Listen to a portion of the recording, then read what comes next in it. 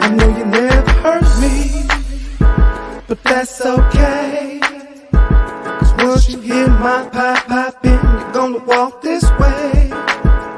Now I sound different, nothing quite like the rest, which indicates to all you industry insiders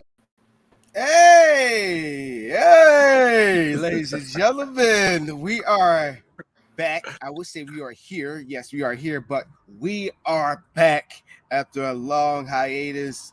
Ladies and gentlemen, welcome to hashtag Fade to Black. I am your host, Donna Alamonte Morse, here with my dog, my bruh, Mr. Tower of Power, too sweet to be sour, funky like a monkey. Ooh, yeah. Isaac Billingsley, how you doing, my man?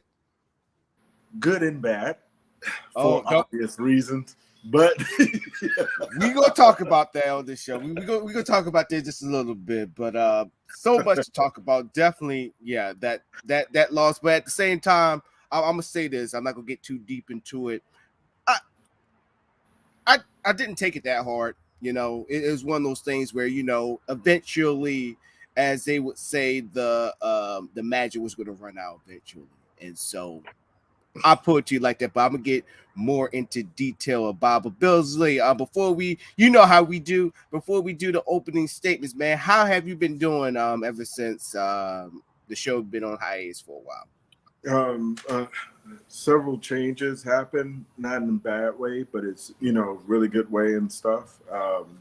But other than that, it's just been it's been more peaceful where I've been at. So that's the most important thing so far. You know what I'm saying?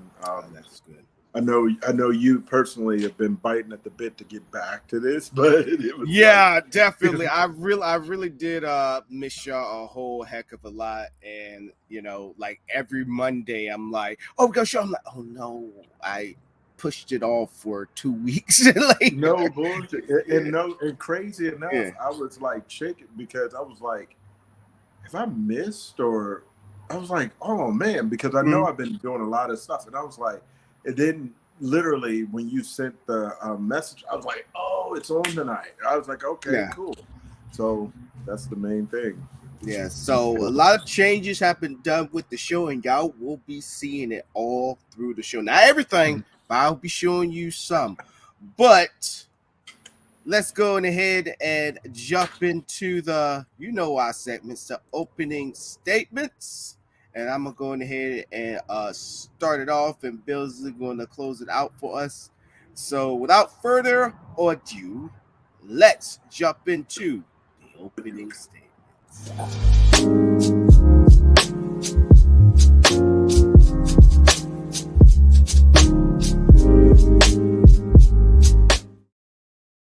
Once again, we're back. And we have I would say we got a handful of changes for you. We're not going to show you everything, but we got a handful of changes with this show. So what we're going to do with the show for now is we're going to piece up conversations and talk. I realize on this show we have a very robust conversations, and it only be about that one conversation, which for me, and I know y'all love it and enjoy it, but just for time's sake, we are going to be cutting it up in more segments with the show. Maybe just do 2 topics or just do a 10-minute topics, because there's a lot of things that need to be talked about in this world. A lot of craziness. I know we're going to touch on some of those topics in this show today, but I want to start talking about stories that are not getting that much attention, or stories that's getting the attention, but the wrong verbiage is being put out there to the masses. And that's one of the things that I'm tweaked, and that is going to be tweaked with this show. Because there's a lot of stories out there that's not getting no traction whatsoever, and nobody's barely even talking about it. But guess what? Hashtag Fade to Black is here for you, and we are not going to allow that to happen ever again. And then stories, once again, that's being put out there, and people are giving the wrong impressions about it, or just making up their own opinions and facts and all that stuff. We're going to correct that, and we're going to talk about it. Control the narrative. It's not just a slogan, ladies and gentlemen. It is the real thing, and that's what we do on this show. And I'm like I said, I won't say like I said, but I am grateful for having Billsley joining the force and actually helping out with the show as a panelist. Hopefully we have Beast come in, maybe even Cheese, maybe even Money Mayo sneak in to come on to the show and grace us with his presence. But other than that, like I said, we got new things on this show, and we're just going to tweak up the news and topics that are going to be happening on the show. We're not just going to stick to one. We're going to get to two, the story sets.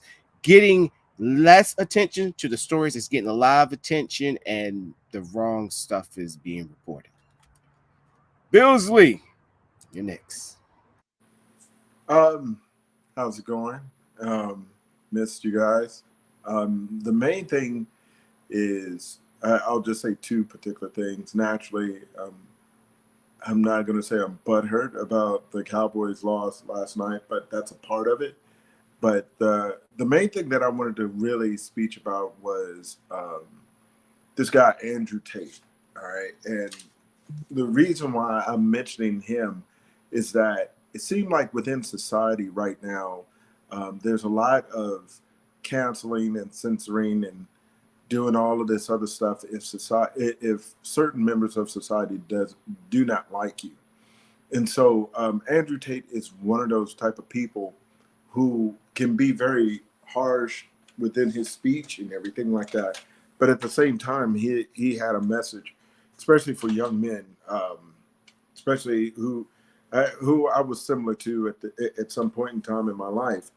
But the main thing is, boys in this day and age is really getting a raw deal, because with all the pronouns and everything else that gets thrown around on a regular basis, I thought growing up was a little confusing. This day and age is probably the most confused generation of all time. Gen Z, I think that's what they call them. And it's like, it's no type of love or basically mentoring or whatever for these boys anymore, because it seems like you can't even have a place for strictly men to have conversation or to try to build up young men anymore. A prime example of that was, several years ago when Barack Obama had made the My Brother's Keeper initiative.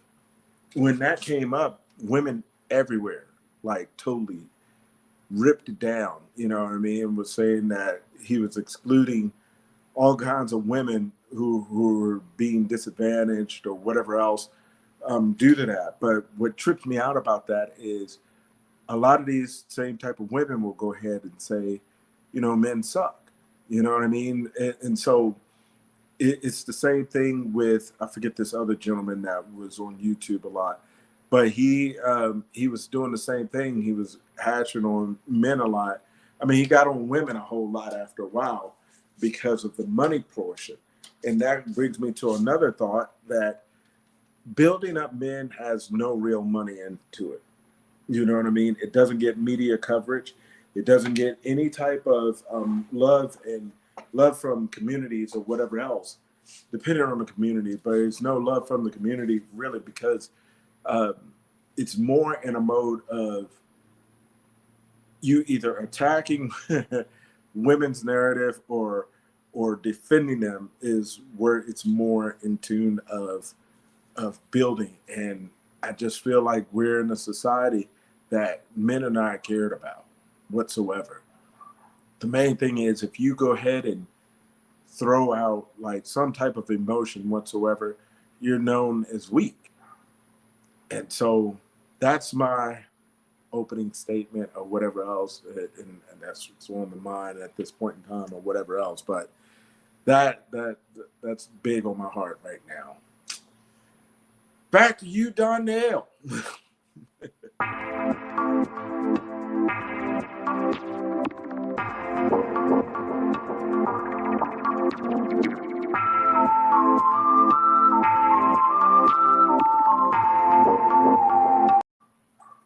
And like that, ladies and gentlemen, we are back.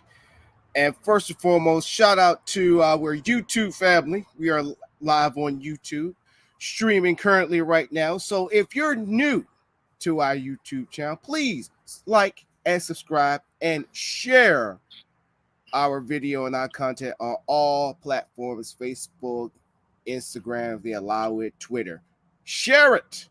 And also, welcome to the show. And we want you to also feel free to comment in the comment section in the chat room. Chat it up with us. This show is not a show without you. Now, Bills, what you were talking about as well, I want you to let's you know what, let's continue to talk about it, man. Let's continue to talk about it. But before we do that, you know what I gotta do. I got to shout out our sponsor, our official sponsor of today, and that is Cheddar Boy Popcorn. As you can see, Cheddar Boy, yes, sir, their new flavor, their latest cheesy barbecue. I had before. Oh my gosh, it's great. You can, if you want this great popcorn, great tasting popcorn, the site is at the bottom. RealCheddarBoyPopcorn.com. Once again, RealCheddarBoyPopcorn.com. Get your Cheddar Boy today. Now, that boy paying bills already. Look, I'm telling you, this is I should have stopped by, but right now this is how much business they get. Mr. Jones, I'm sorry, I'm not letting too much of your business, but I got to say how successful you is. This brother's business so successful because they just but the fair from September ended about a couple weeks ago.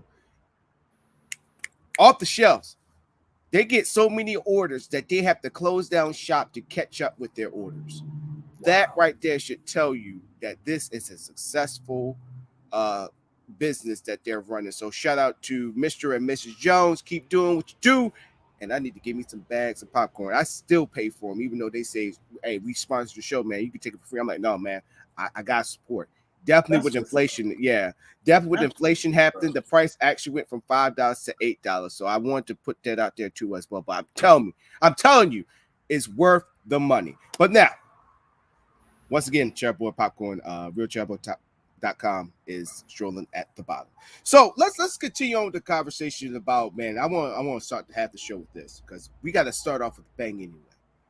So my thing is with Andrew Tate is he's right now he's going through a case right now because allegedly he I think he was what do you call those people there trafficking. That's what it is, trafficking in his sex trafficking. Yeah, he's allegedly was running a trafficking because he also had a website where the girls, you know those videos where they show themselves, you like do this and do that. And then we got my boy, our guy, one of the owners of the and one of the tech guys behind the Wet Network, Mr. Ill Will. What's up, my man? If you want to come on the show, just let me know. But yeah, so he's got that going on. That's pending right now. So wow. One thing I learned is when you hear news like that, and you know me, Bills, you got to do your research. You know, you got to. You just can't be like. And I had to learn for myself too. Was adding we're gonna talk about the app a little bit later. So we're gonna talk about that later in the show. One thing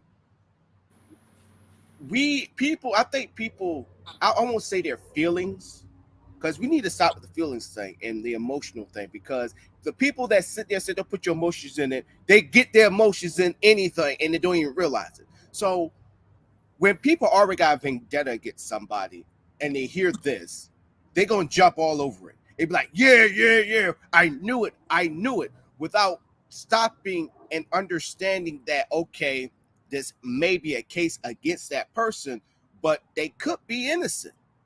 You know, there is a shadow of a doubt that they could be innocent. So rather than just sitting there just already convicting this guy, wait. And this is where that saying, wait till all the details come, is the right thing to say right now. Yeah, that's what you should do. And so as I'm getting up there in age, like a lot of people that I just can't stand, no matter football, politically, and all that stuff, and I hear stories like that, I'm like, hold up. Let's in the back of my mind, I'm like, yes, but at the same time, I'm like, let's see what else come through with this. Exactly. Because you just can't justify your hate toward the man to be like, hey, he deserved everything he got. But if he becomes innocent, now you gotta look yourself in the mirror and now you gotta feel like shit. AKA you have the peanut gallery. Because everybody in the peanut gallery will be sitting there waiting for you to fail, and they be the ones to be like, yes, I knew it. But they've been sitting there. They could be sitting there for decades. Waiting for you to fail or waiting for you to die, like they did with Kevin Samuels. And they celebrated that. It was insane. Yeah, it was sad. Wait a minute, who did it? Oh, Andrew Tate. He got a human trafficking case against him right now, allegedly. So when I first heard Andrew Tate was when he was on the Fresh and Fit podcast, which at first I liked that show for only 5 minutes. But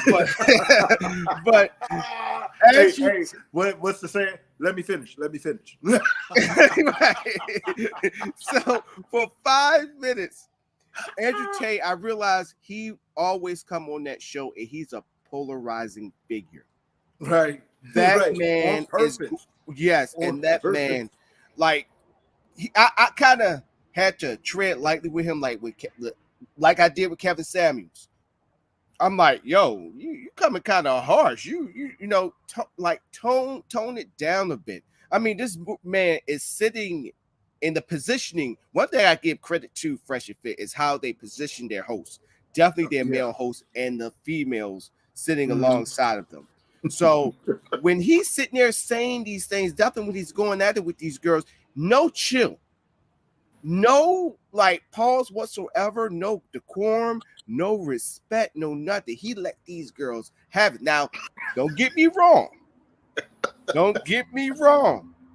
Some of them deserve it. Because most of them are gold diggers that they put on that show. Yeah, I want to know how they vet these people, man. Right. So basically, how they would do it, because apparently it was a guy who actually helped them come up with that type of setup and come up with the plan for the show. He said that they just basically go to these clubs. I guess where they shoot Fresh and Fit is near clubs and near bars. So they just randomly go up to chicks like, hey, you want to be on Fresh and Fit? You ever heard of it? Well, come on. Now, there are certain females that they have on the show that's like Instagram models and OnlyFans. Now, they actually get thoughts. They would get like a special text or DM or anything like that. Our boy, he said, let me in. Okay, cool. I'm gonna send you delete. I'm sending you delete right now, boss. But like I was saying, you know, he kind of it's like one of those things where it's just like, yeah, I'm gonna have to deal with you with a grain of salt, because what you're saying, it makes sense, but you're coming. You're bringing that hardball too much to the point where it's like it could be too much. You know what I mean? You could be right, but then also it could be too much. But then the question you got to ask, why is he like that? Right. You know and Bill's, oh my gosh, you've read my mind. That was exactly what I was going to get at. It's like, what's his angle? Like, what is his goal? What made him to be this way? Because somebody really had to hurt him, or somebody's passing the torch to him. You know, I'm thinking about Sugar Free. Sugar Free, when he did that video with those young rappers that actually his part went viral, and he's teaching them the game. Right. And so I'm thinking that he probably got from somebody there. So me, being me, I actually saw it wasn't a documentary, it was like a mini doc, like somebody chronicle his life. This guy was a kickboxer. Him and his brother, they fought for what they got. I mean, I had to give this man props. I mean, he literally fought for what he had. Build off a business off the the internet video business, even though the girls were pretty young, but think about it, they're in a different country. Right. And he's very confident in himself. And ladies and gentlemen, let's add in our boy. This is I think it's your second time on the show, but ladies and gentlemen. Oh, we can't hear you. We can't hear you, Will. Hold on, let me see if I can unmute you. I had it muted, brother. It's been a while. I got you, ladies and gentlemen. Here is I gotta go back and read the book, man. Here was one of the it's either that or you just been working a lot, and that's just what it is. That's cool. So this is one of the CEOs, one of the owners of the Wet Network, and he is our tech guy. How you doing, Mr. Will? I'm all right, man. Like I just hit you up. Just added the Monday night game to the lineup on there. So that's doing what we needed to do. All right, so we're gonna talk about that later in the show, but I think that I'm gonna finish my point and then I'm gonna hand the ball off to you, Will, and see what you got anything to say. So, but like Tate, brother, I'm just here to like the rest of y'all. My shit, smoke a little something while I'm doing it. Now, see, I already knew it was something about this guy. He got a Tupac shirt on, and he said he about to smoke a little something. Oh man, I got to go in and sit and break bread or crumble a couple right at some point. Yeah, I'm saying. So I got some time to hang out tonight. And we can talk about a bunch of shit, bro. Don't worry. We definitely going to be breaking it up. And this is one of them because Billsley, because this is something that's been a very hot topic for me, and it's been going on definitely with the Andrew Tate thing. So seeing that mini documentary, and he admits he's an asshole. He's an asshole, and I would literally call him that to his face if he's watching right now. You an asshole, but you just complimented him, right? But there's a reason why he's an asshole. I mean, he got this hustler program where he actually helped people to have confidence. I'm just paraphrasing what his program is. Right. That is actually helping out men to get in business and have confidence in themselves. Now, my boy, I forgot his freaking name, Spencer, that I watched on YouTube. He's a real estate and entrepreneur. He does shows and he sees programs and checks them out to see if they're scams. He actually checked out his business, and he said, "I'm surprised that everybody who's saying that this program's a scam, even though it costs a lot of money, it's not a scam." Because he checked it out for himself, and when it comes to like either real estate or any program, his word is up there to Chef Ramsay for me. Wow. When you got the stamp of approval from this guy, I'm like, wow. Because he said he doesn't agree, like he's like me. I tread lightly when it comes to Andrew Tate or Kevin Samuels. But for him to sit there and give him his props with his program, I'm like, this guy's coming from a genuine place. Does he come a little bit too harsh? Me saying a little bit too harsh is being very modest. I think he just goes for the jugular and he's just like, just don't say nothing. but he's been taken off of social media, and I kind of get what social media is doing. It's like, if this guy is convicted, if they do find evidence that he was trafficking these young girls at a very young age, then they like, hey, there was a calm before the storm. We beat this before it gained traction. But if he becomes innocent, social media, I think he's taken off of all platforms. They all got a lot of ones he didn't even sign up for yet. Yeah. Yeah. So you got a club you ain't been in.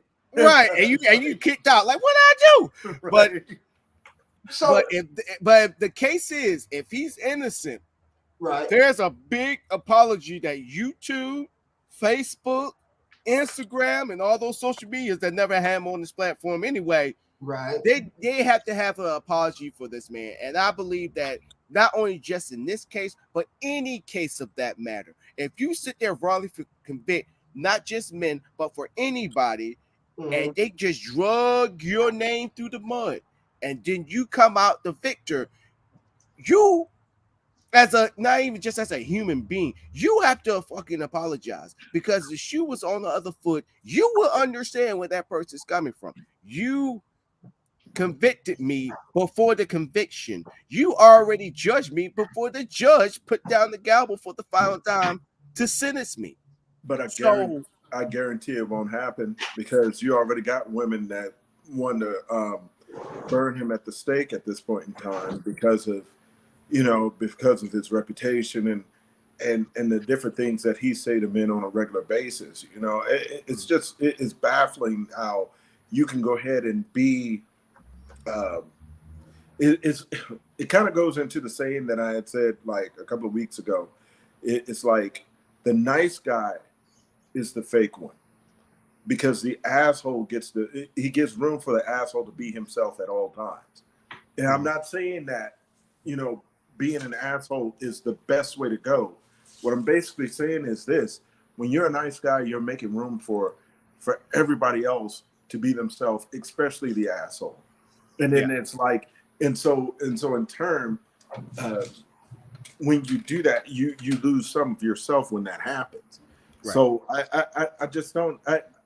I'm not saying that him or people like him is the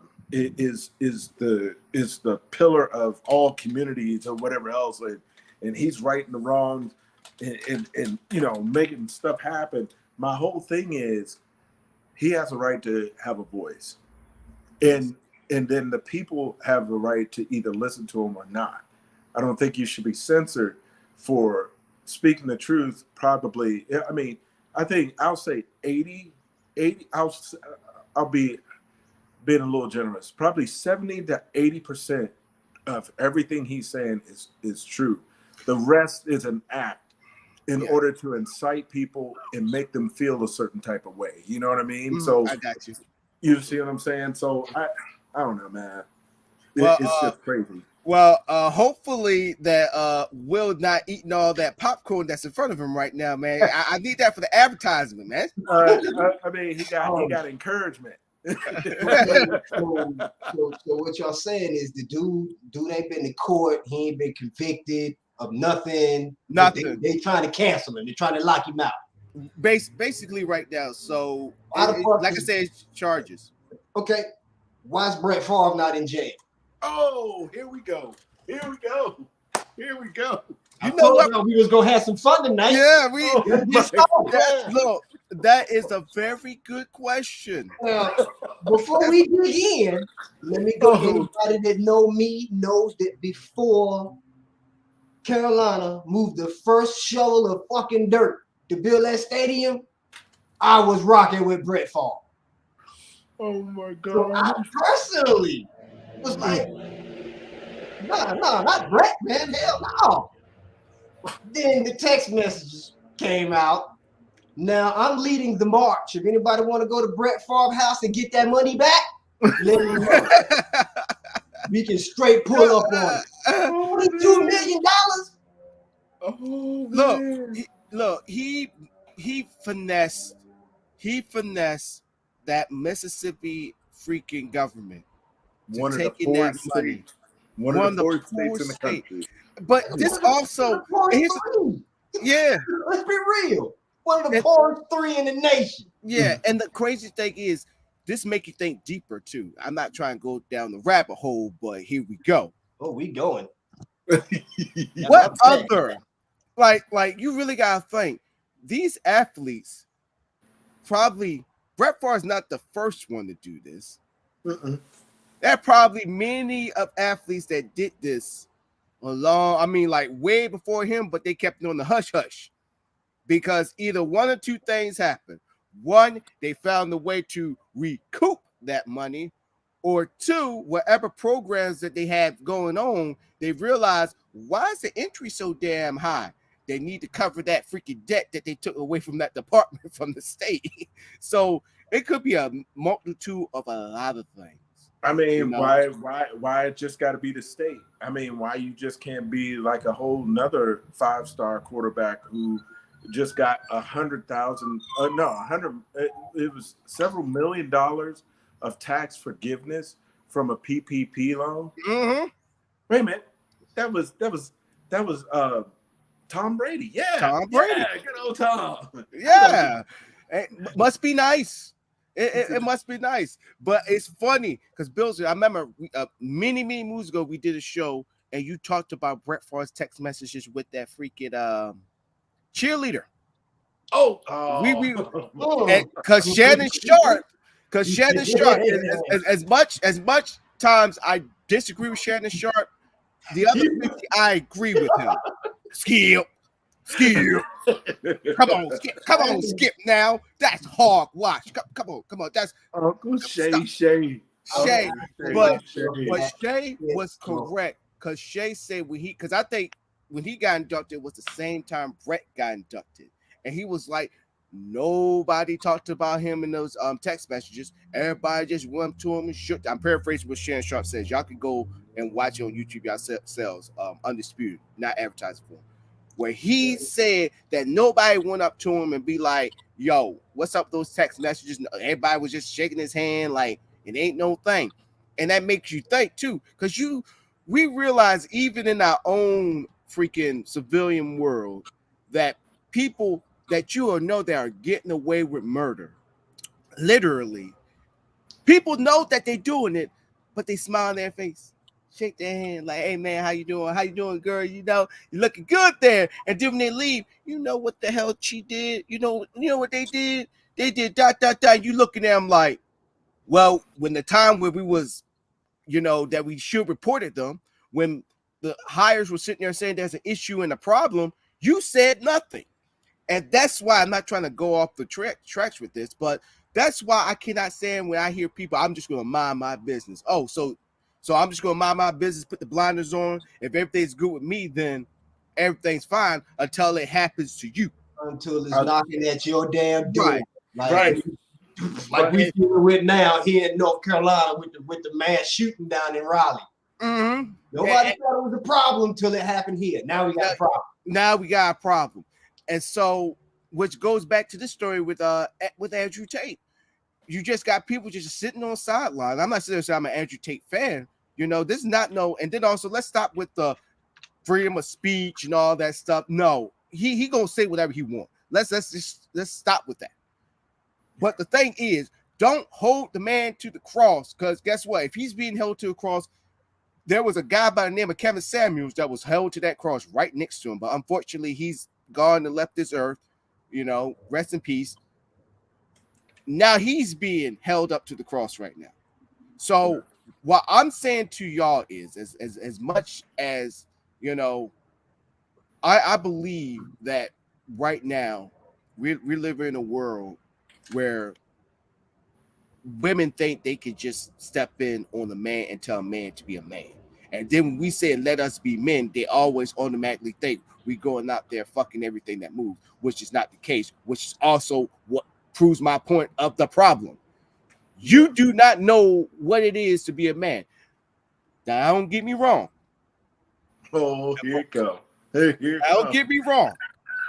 I'm all about equal pay. I'm all about women, holding it down in the household and all that stuff. But at the end of the day, the woman have to understand that the man is the protector of the house. Now, for me and my girl like this, and we're both military. Oh yeah, I forgot to tell you. Well, he's we got an Air Force veteran right here, Mr. Air Force, right? Will? Yeah, there you go. So we're veterans up in here, and we understand the chain of command.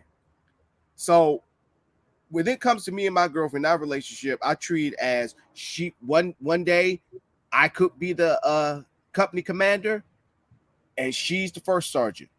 I put out command, and she delegates. The next day, she's the commander. I'm the first sergeant. Whatever you need, I make it happen. And that's what a relationship should be. But that's how I do it. It shouldn't be one before the other. But when it comes down to it, she expects me to be out there in the front. So if you expect me to be up in the front, let me lead in the front. That's where I should be at anyway. You shouldn't just pick and choose where you want to be. You can't say 1 minute you're right there behind me, and then next minute you're in front of me. But then when as they say, when it starts to get hot, now all of a sudden you want to take cover.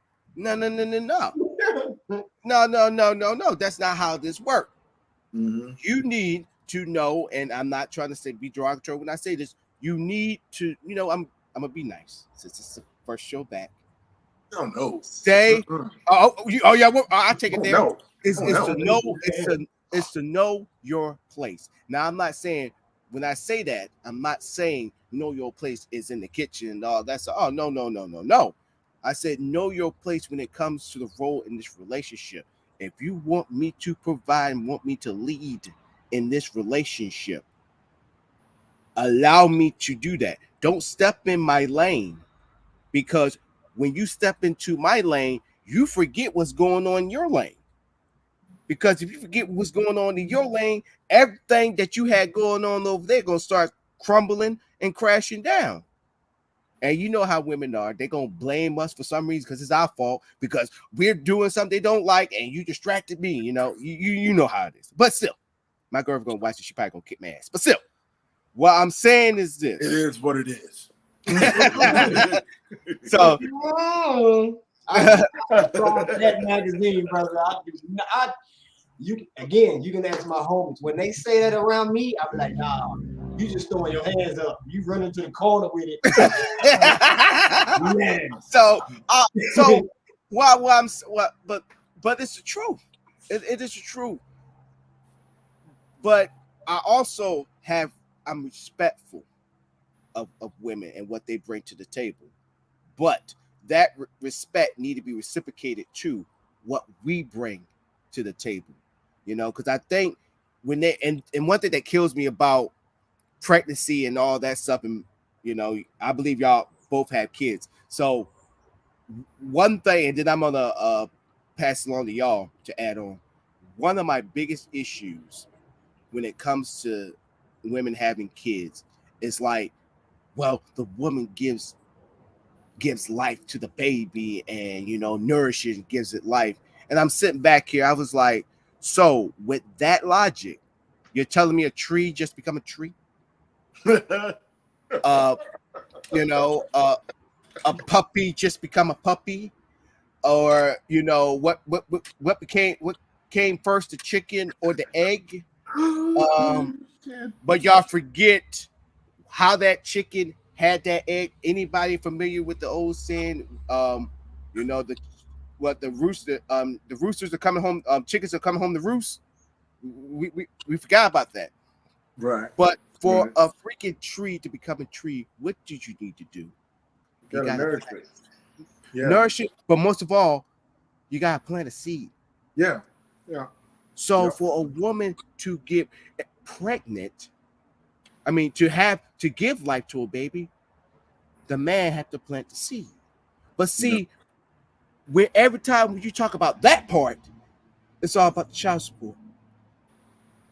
It's all about, well, it was one of those one night flings and all that stuff, and now you're gonna pay up now. So the real provider of life. Yeah. I'm just saying. I'm passing it along to y'all. I think I said enough. Go ahead. I think it's in a mode of how society is like really turning itself on its ear, and it's a saying that I say on a regular basis. You have two sides that say each side is ain't shit or whatever else. But what I always say is, I don't think one is better than the other. I think I think each side has its role. It has its thing to contribute, and without one, the other one can't exist. So it's bullshit when you hear, and I'm not saying all feminists, but you have these real toxic feminists that says, kill all men and all of these different things, and then try to go ahead and goof you up on the science of believing that now stuff is coming out that women can impregnate themselves through bone marrow, their personal bone marrow, and make a whole nother female. And I was like, listen, the Goof Troop is a show that happened years ago, and that don't exist anymore.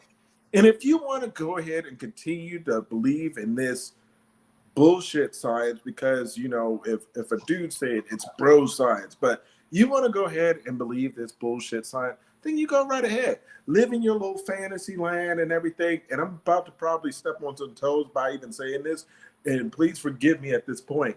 But it's just like when you have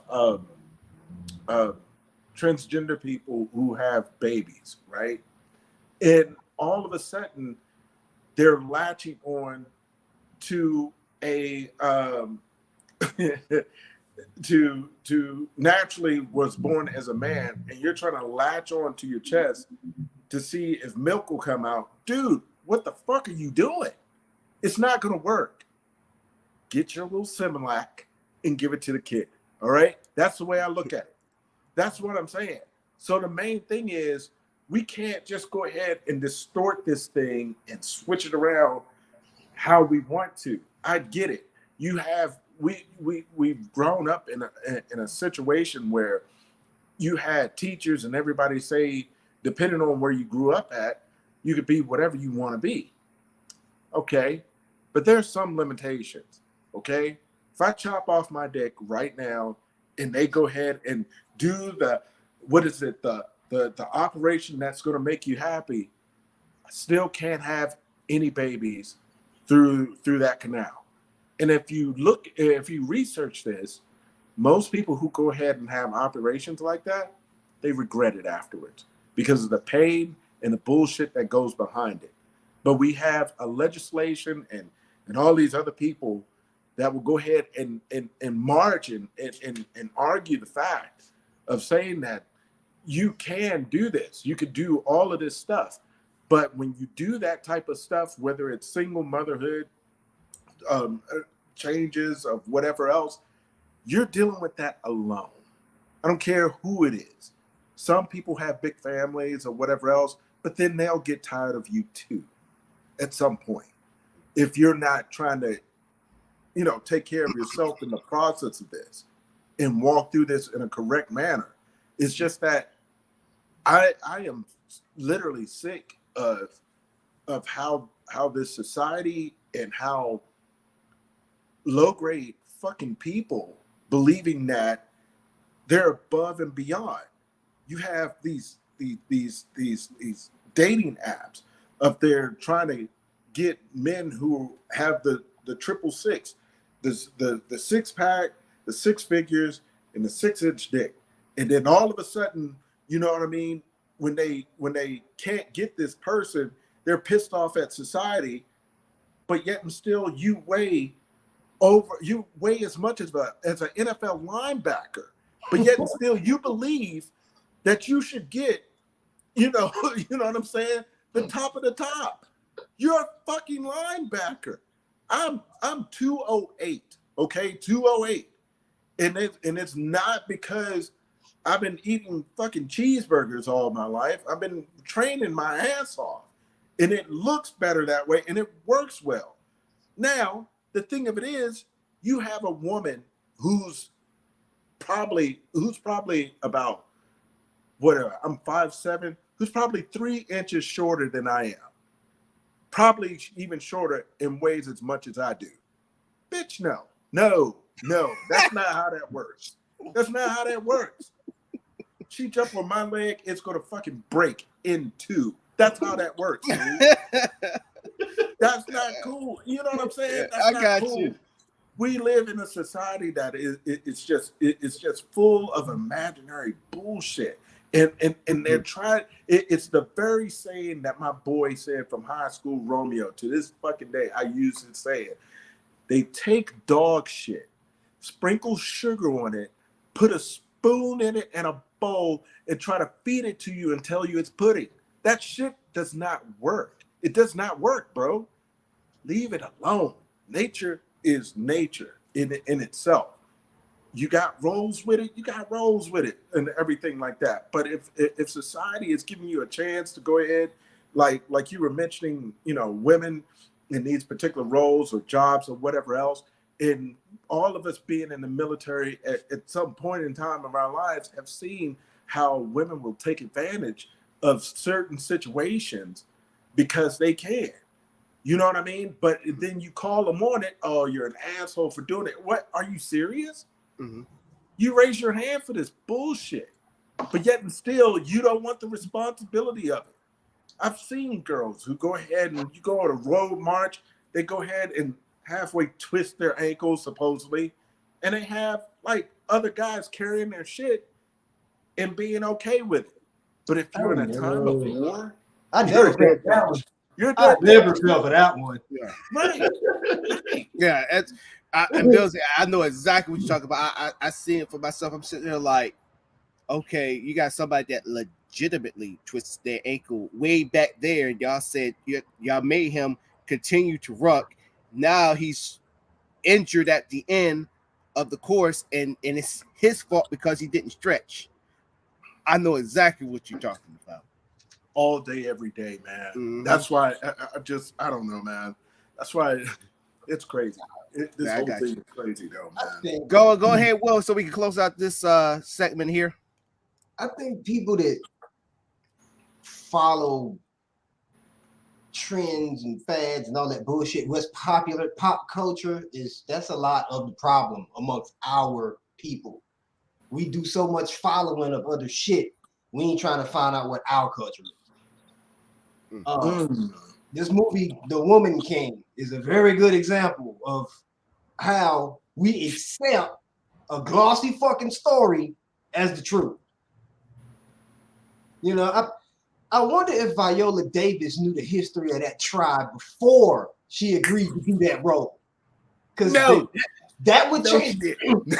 Changes my opinion of her as an actress, brother, for real. Hold up. Bang, bang. I didn't even watch that shit, dog. When I read the synopsis, I already knew because I studied.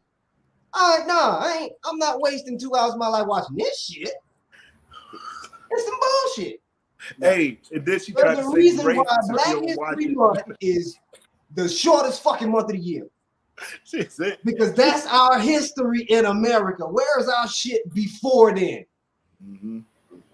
Mm-hmm. The people that look like us that know don't want us to know our history before then. Because then you get into the real shit of, the real. Like when Kanye said slavery was a choice, people lost their minds. But then they go sit in the fucking theater and clap at the Woman King. It was because of who it was. Because of who it was. Here I am saying the same shit. Don't nobody care. I ain't nobody. Now, but besides the movie, I have not seen The Woman King. So, but when he said that comment, I was like, "Fuck Kanye." But I feel what you're saying. I feel exactly what you're saying. But did you understand what he was saying when he had because I found out about that because I was like, one of those. Once again, I had to check myself. I'm like,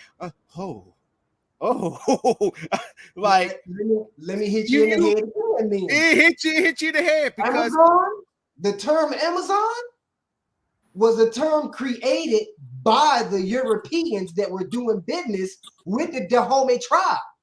Them Dahomey women was big as hell. They was the ones too ugly to have babies for the king. They were trained to fight. Wow. So when they go run up on another tribe, it's a bunch of bitches coming. We ain't worried. And see, that's mowed down. And see, and this is why I'm happy that we have somebody like Cheech, because Cheech have touched on this point as well. So I'm happy that he brought it up, and this is getting deep. This is getting deep. This Saturday Shop is presented by the new flavor Cheesy Barbecue. You can check out the website realchubboy.com. They got other great flavors too. I can name one: cheesy pizza. They also got hot cheddar, which is on point. They got caramel, and then they also got caramel and hot cheddar mix. Oh, so good. That's a few flavors on top of my head right there. But check them out. So we're going to take a break, and we're going to come back. We're going to talk more about this Woman King thing because when I heard about the news, I was that type of like, no. It's one of those like, oh snap, too good to be damn true. So really, too good to be true. Yeah, so let's go ahead and take a break, and we'll be right back.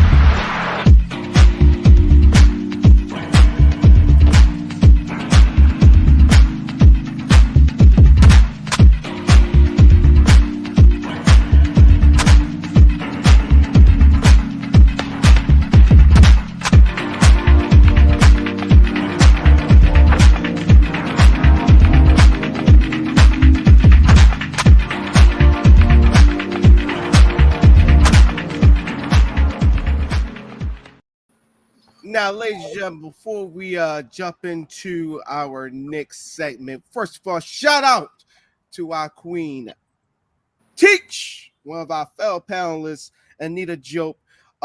So if y'all want to go and support the African Roots and Heritage Studies Travels, where she actually take donations, as you saw in that commercial, she actually awards scholarships out there to the people of Cameroon. As well as have people here from the States to go travel and to explore the Cameroon and understand the history and the culture, as well as 5 other continents. But she cannot do it without your help.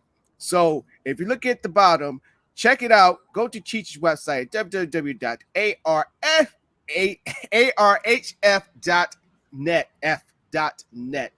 Donate. $1 can go a long way. So do not donate your rent money. So I just want to put that out there to you. She got a PayPal. So donate what you can so she can continue to spread the good word about Africa, as well as that to educate us Americans here of our culture. And Nia Jope, if you somewhere right now, sister, we love you. We miss you. We know you're out there in the Cameroon. You're doing your thing. But we're continuing to shout your praises and also to support your cause right now. So once again, go to www.arhf.net to not only put in a donation, but also to see much more of what her nonprofit has to offer for you. Now, so let's continue on. Let's talk about the Woman King. So when it first came out, I'm gonna tell you, just like everybody else, it had that Black Panther vibe. Can we all agree on that? It had that vibe. That's what that money they was trying to go into. Right. Or maybe the Black Panther was telling that Dahomey story with some computers tossed on top. Ooh. Ooh, okay. We definitely going deeper into the rabbit hole. All female military guard, everybody bald headed protecting the king. Hey, man. Okay. So yeah, I can rock with that. I can rock with it. So everybody was ready for this. So I remember I was still in ALC. I was still in school when I saw Trails and all that stuff. It took me about a week after to start to see these stories about, these are the guys that were contributing to the slave trade. And I'm like, okay, let me hear more about this. People still went to go and watch because it was like, well, it's still our history. Let's still go watch it. And you still got people that's still on the fence about it. So, which I'm gonna take it since Will took it there, I'm gonna take it another step further. Which just popped the question into my head that I want to ask you two gentlemen and who's ever watching right now. Because they're black and we got to continue to support black, is that a term that is just used so loosely that we don't understand the meaning of it? Because the reason I ask that is because just because you may look like me does not mean that you're in good faith. And then you got a lot of people that sit there and say, well, man, you can't do it. That's the problem with our culture right now. And I'd be like, I can kind of understand what they're saying, because if they do good business, let's say with the Latinos, they do great business with them. He making money and whoever he working with are making money, but you get mad because he's not working with somebody that look like him. But if he have a history of working with people that look like him, then you got to understand where he's coming from. And I believe that as much as it bring a tear to my eye every time I go to a black business here, coming over here to Washington, I have seen more black businesses than anything in Virginia. And I know Virginia got a lot of black businesses, but it's like in the hole in the wall spots. And Beach, not Beast. I wish Beach was on too, but being from North Carolina and then you Billsley being from Washington, so we all DMV. Black businesses are like far in between. Over here is wide open and kind of far in between.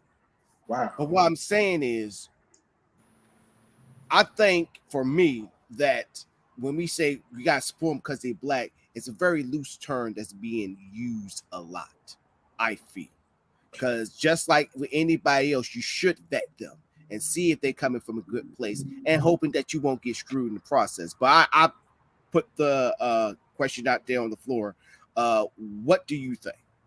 You got to catch on to the response that happened after this stuff was coming about. First of all, you had to Viola Davis herself came out and said, if you do not watch this movie, you're racist, right? Then it was producers of the show that came out and was basically trying to spin it in a sense of not too much of what she said, because they couldn't say that because they were white, but they were trying to spin it in a way of what they were trying to do was give a gift to the community, right? But beyond all of that is this. Before I knew the history of the Dahomey tribe and everything like that, I kind of looked at it as, at first, like how 300 was thrown. It was an actual story that was turned into a myth. You know what I mean? Because those guys probably didn't look like that. They probably didn't go ahead and get down the way this movie had made them look like they got down. And even when that came about, people were like, this is bullshit, man. They weren't that tough and all this other stuff like that. And I'm like, damn, at first, I'm like, damn, man, we got a testosterone-filled movie, man, leave them alone, right? But I get it. Yeah. I get it because of things like this. You go ahead and you throw out this tribe, which, you know, in its own right probably had its own heights and everything like that, its own community and everything like that. But I think it gives the community a disservice if you're misrepresenting them in a really messed up way. Because I've heard for years that it was made up that Africans wasn't selling Black people into slavery, right? Mm-hmm. But then you had the thing with what was it, Roots, who gave you the notion of believing that Africans was getting kidnapped by these white people on a regular basis, which is why slavery even came about. Then you're hearing all of these pieces of information, and that's what's crazy about this day and age. So much bullshit is out there right now that the truth can be staring you right in the face, and you won't be able to see it sometimes. You got to be able to sift through all of that in order to see what's real about it. And what's real about it was they were the bullshit tribe that sold Black people into slavery. And I was good. And like I said, before knowing this information, I was going to watch this movie because I'm believing by me knowing Viola Davis as an actress, right? I was thinking, okay, if she's in this movie, it's got to be right. It has to be a legit movie. And then right when I started hearing this, I was like, wait a minute. And then the first question happened when of what you said, like, you know, did she know about this beforehand? You know what I mean? Mm-hmm. And so it troubles me because if she did know this beforehand, now your credibility is gone now. Gotta make her a house nigga, don't it? Right. Exactly. I was the hell in the hat. I would be like this. Yeah, right. But isn't that sad though, man? Yeah. It's sad because it's almost like thankfully this dude hasn't done this except for Training Day, but it's like Denzel haven't had roles like this where he could be, you know, looked upon like, damn, you're a fucking sellout, bro. You know what I mean? How dare you? You know what I'm saying? Because not trying to interrupt you, but we all can agree. Denzel has integrity. This is the same man that literally said that I will not kiss a white woman on screen. And I looked at this video. He said he will not. I forgot the movie where that was the last time he should. Yeah. I got you. Go ahead. The one he did is the one he did with Julia Roberts. Yes. And so Julia Robertson was asked about this. She was like, "Did you like protest not to want to do this, or did you want to kiss him on screen?" She was like, "Am I not human? Am I not a woman? Fuck yeah, I wanted to kiss him, but he said no to it." And then the thing of it is, he from the way the producers explained it, he was like saying, "I have a predominantly Black audience." Mm-hmm. And especially Black women, and they have a lot of love for me, and I'm not going to do that. So basically, he made a business decision, sit there looking like, look, sisters love me out here. They love me out in these streets. Nah, player. You ain't look, director. Look, I'm not gonna go out in these streets. I'm gonna get hand up. No, you gonna be up in there with me now. It might not be before the streets get up. It probably be his wife. Be like, oh, okay. She will be the Training Day to brother. Oh, okay. But that's how we gonna do? Oh, you motherfucker. Here's the thing. But who wouldn't want to give Julia Roberts a kiss? Julia Roberts, to me, she's still gorgeous even for her age anyway. So, but like don't do nothing for me, dog. I'm sorry, man. No, I got it. How about this? I'll meet you in the middle. Like I will say this, like when in her in the early 90s, Julia Roberts. Dude, I'm telling you, I used to trip out over her, man. But I see what I got to pick a white woman. I'm picking the chick from the Terminator. The mom? Yeah. What? No. Sarah Connor, bro. Yeah. Sarah Connor? Yeah. You like Sarah Connor? Yes. All right, wait a minute. Do you like the original Sarah Connor or like the super buff Sarah Connor from T2? The original. Oh, okay. Yeah. You I'm like sorry. them college girls. That's what it is. A fact about her. Before she did Terminator, she did that one movie too, Children of the Corn.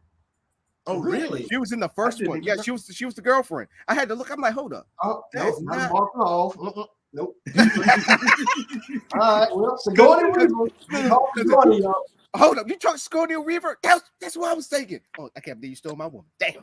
He said who? Sigourney Weaver. Like in the 80s. Ooh. Yeah, bro. From Alien. Yeah, with the big hair. Yeah. Oh my goodness. Even Alien. Woo. Yeah. The first one. Yeah. I think that would be an incredible one-night stand, man. That's crazy. She's like, I want you to be the alien. You know that part where she's like, they're like, That's like, I want somebody to clip that part and do a voiceover so bad. Ha Davis, if you watch this right now, do a voiceover for that. Just be like, yo, girl, I've been looking at you all through this damn shit. I finally got you here with me. I don't know what to do. On the black dude on the ship talking about. That's what I'm saying. That's all you have to do.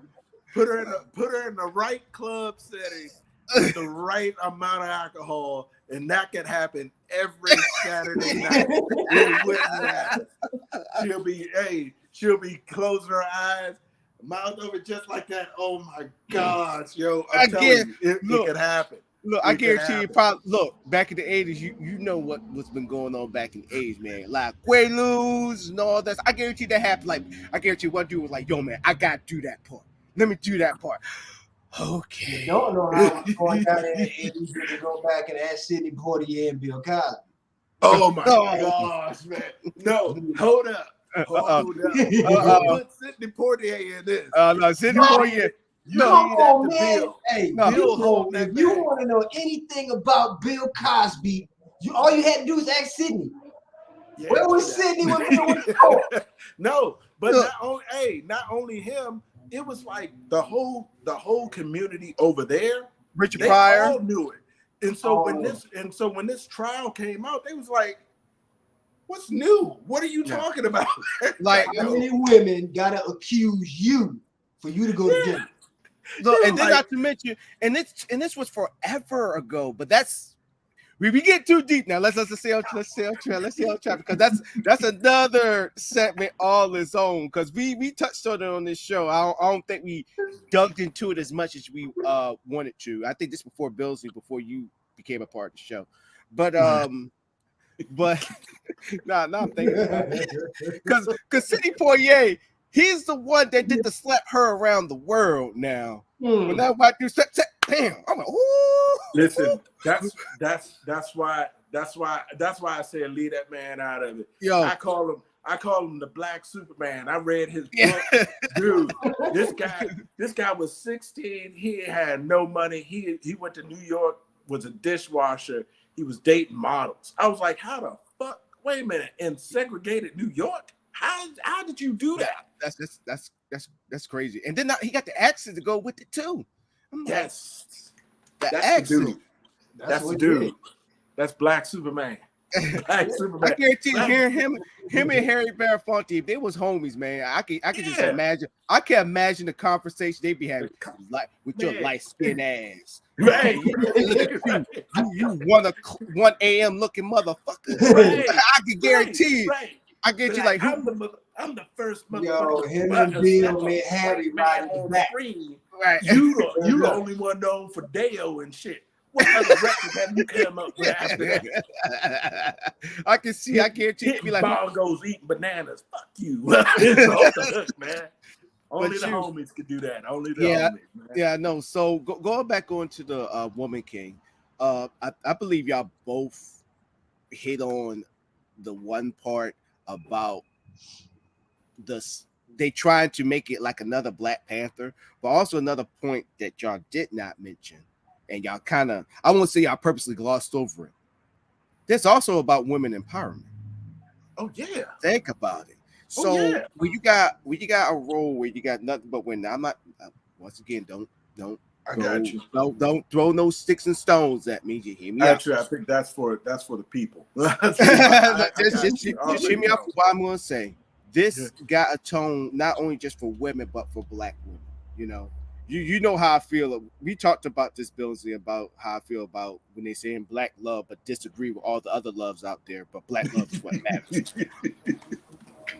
I'm all about empowering our sisters and all that stuff. But I need a lot of them to realize with the history with the tribe, because I think our issue nowadays, we like to take pieces from something that's bad and try to take the good away from it. Now, in some cases, it's good. It's needed. But for me, it's like if you see mold on a piece of bread, a lot of people say, well, I'll just take the mold off. I'm gonna eat the rest of the bread. But did you realize the rest of the roll of bread is rotten? You throw that sucker. Well, my mama always told me, if it's mold on anything on this food, throw it all away. Because guess what? All of it is spoiled. It's just like saying that you could try to get the good portion of the milk, knowing that it's spoiled. So in this case, here, I never heard that. I never heard that. I say I might as well go all the way. Damn, but the good portion of the milk. Good portion of the milk. milk. Separate that. We just boil it. Don't worry. I don't think that's gonna work, dog. Yeah, that's like that ain't gonna work. But you understand what I'm saying, because people have tried that before, and I'm like, don't worry, I had the same reaction. But in this case right here, you can't just take the part of like you got these women that are training, that defending the kingdom, that are going at these white supremacists and defending their tribe. But you have to have the history that goes with it. You can take like they said, you can take the brother. No, I won't say brother. You can take the person out the hood, but you can't take the hood out the person. And with that part, you cannot take the part of the women being militant, but the story still sticks with them. Because you just can't make up a whole new story about how they became to be. And that's why people have to understand, you can sit there, you can look at this portion right here all you want to. But without the story, you can look at these women as just radicals. Yeah. That is defending the tribe. And now you got to understand, since you got rid of the story, you're taking the tribe, take the story away. Now you got to think about the who, the what, the where, the why, and the how. And if you cannot figure out how to answer those questions, then they're a bunch of radical sisters. But you might as well be like the female warriors, the lady warriors. Come out and play. But I got a question for you though. Are they wrong for even trying to do that? Because what I ain't celebrated. I was off that day, but what holiday did we just celebrate like recently? Columbus/Indigenous Day. Because I found out that we was off and I was so mad. Right. And so that's what I'm saying. It's like we live in a country that is built on feeding you bullshit all the time. And in school, we had this belief of knowing that, dude, this guy discovered America. You know what I mean? But and I know the first I heard of it was elementary school or whatever else. But the thing is, you learn this type of stuff.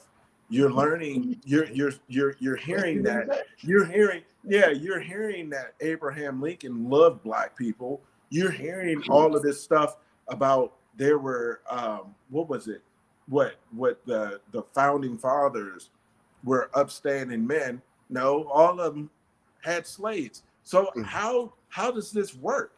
I mean, it's like we live in a country that go ahead and feed you bullshit all the time, It's just harder to do it now with the information that's out there at this point in time. I mean, you got to remember, this is the same country that believed in the magic bullet theory with the Kennedy assassination. Oh. You know what I mean? It took 2 bullets for that to happen. You on crack, bro. You on that wit.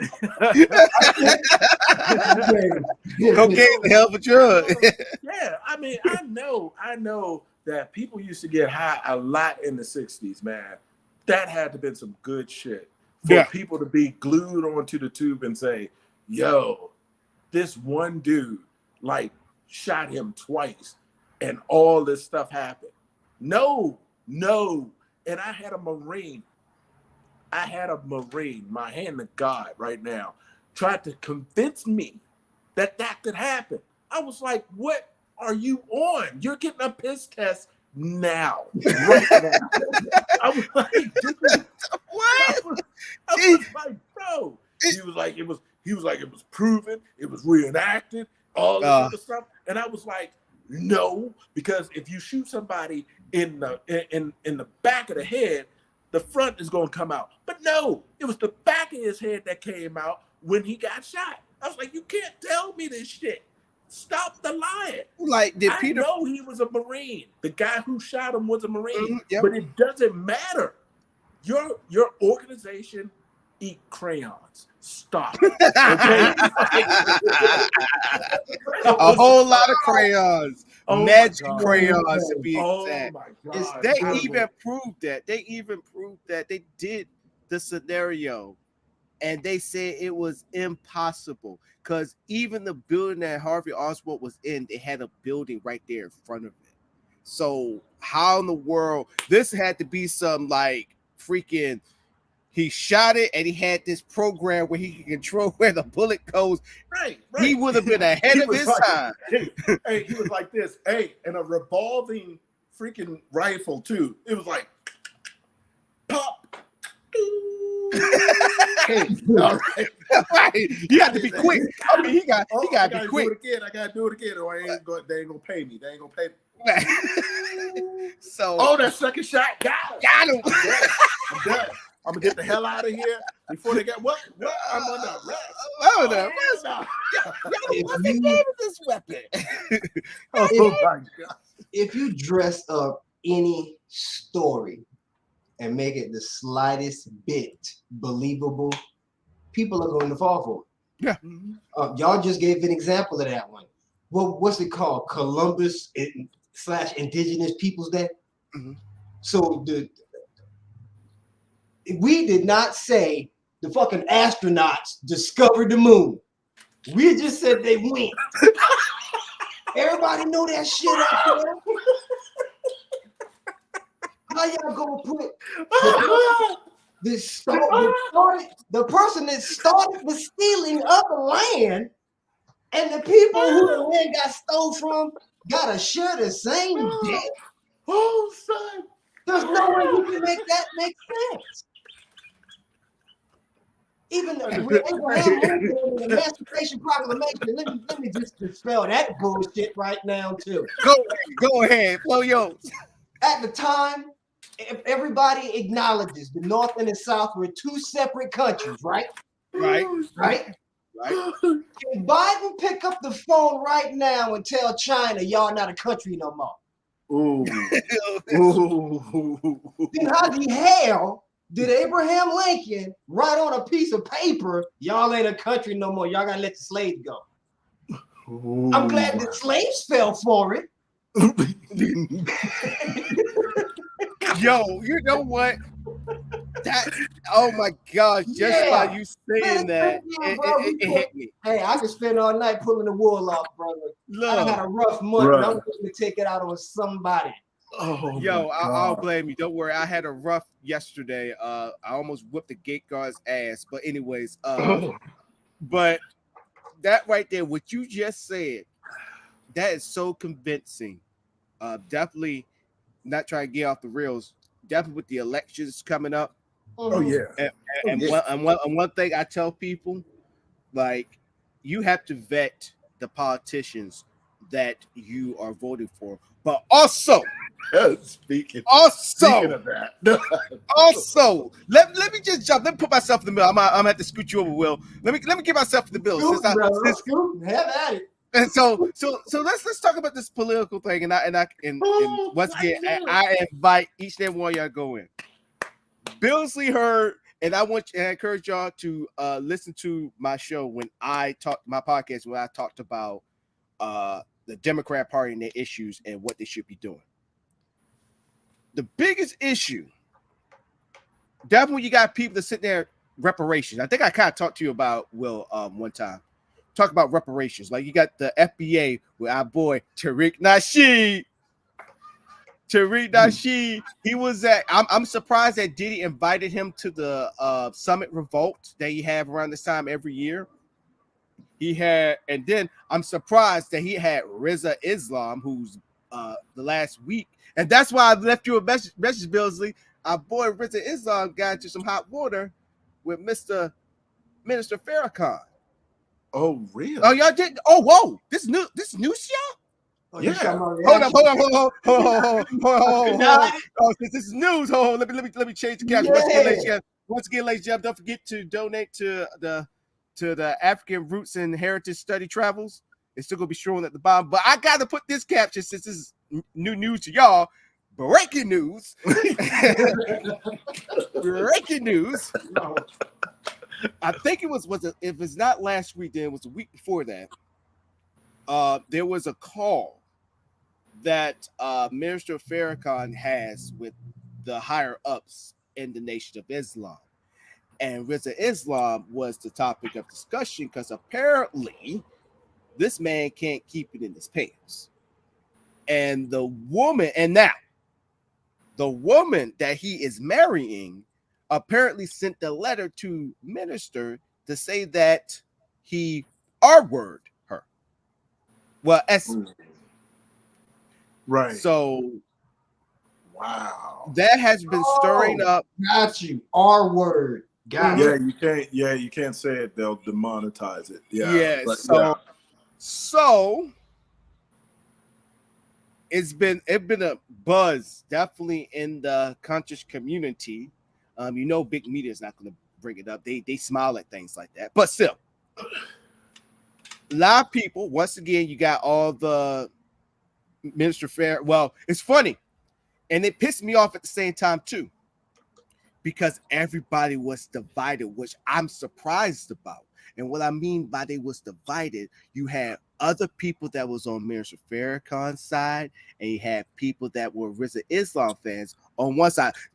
The exact face that I did, Will, because every year, every time Minister Farrakhan say something, you had everybody and their mama sitting there. You heard what the minister said. He so is right. He's the yeah. They posted on their social media, sitting there saying, "This is what he says."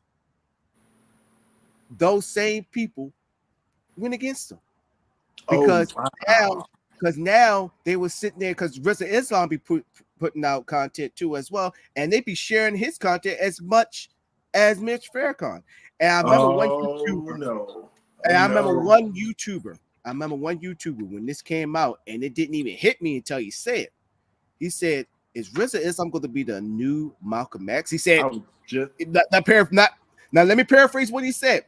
What he was trying to say was he wasn't saying that as Malcolm X, as the successes that he's been doing, if you want to call it success, he's been out in the media doing these talks and all that stuff. But Malcolm X, in the sense that he's getting too big for his britches with the Minister Farrakhan. And he might disappear. We all know what happened the last time somebody got too big for their britches around Farrakhan. Mm-hmm. Yeah, he disappeared. He disappeared. Yeah. And his daughter was about to make him disappear too, but that's another story. But right. And so I'm happy that we steered into this one because that's the issue also with us Black people. We stay on the fence too much, and then at the same time we listen. Like we when we hear something, definitely from the Minister Farrakhan, we have no objections, we have no questions. Even if we want to better understand it, they all fall in line and they just like don't say anything. But seeing this story, seeing this issue, and you realize, just thinking about it, even after the weeks after, the days after, the story went quiet. Nobody ain't saying nothing about it. And then also you got people sitting there saying, well, they shouldn't have posted out the story out in the first place because apparently somebody recorded, and you're not supposed to record like meetings like that. And you had people trying to justify like he didn't say it, but if you listen to the video himself, he calls out RZA by name. Called him out by name. But that ain't cool. Right. Well, and it's funny that you mentioned that, Will, because that's also what people say. Well, he shouldn't have called him out by name, but he's the minister. If the minister, all right, let's draw a comparison then, shall we? Go ahead. RZA Islam is the coach of the Boston Celtics. Oh man. A situation that can be handled in the house internally. But now we all know about it. Yep. Why is that? Yep. But it certainly is not to help RZA Islam along. No. Because, my whole thing is this: is that let's not pretend. And I'm really choosing my words as best as I can without being disrespectful.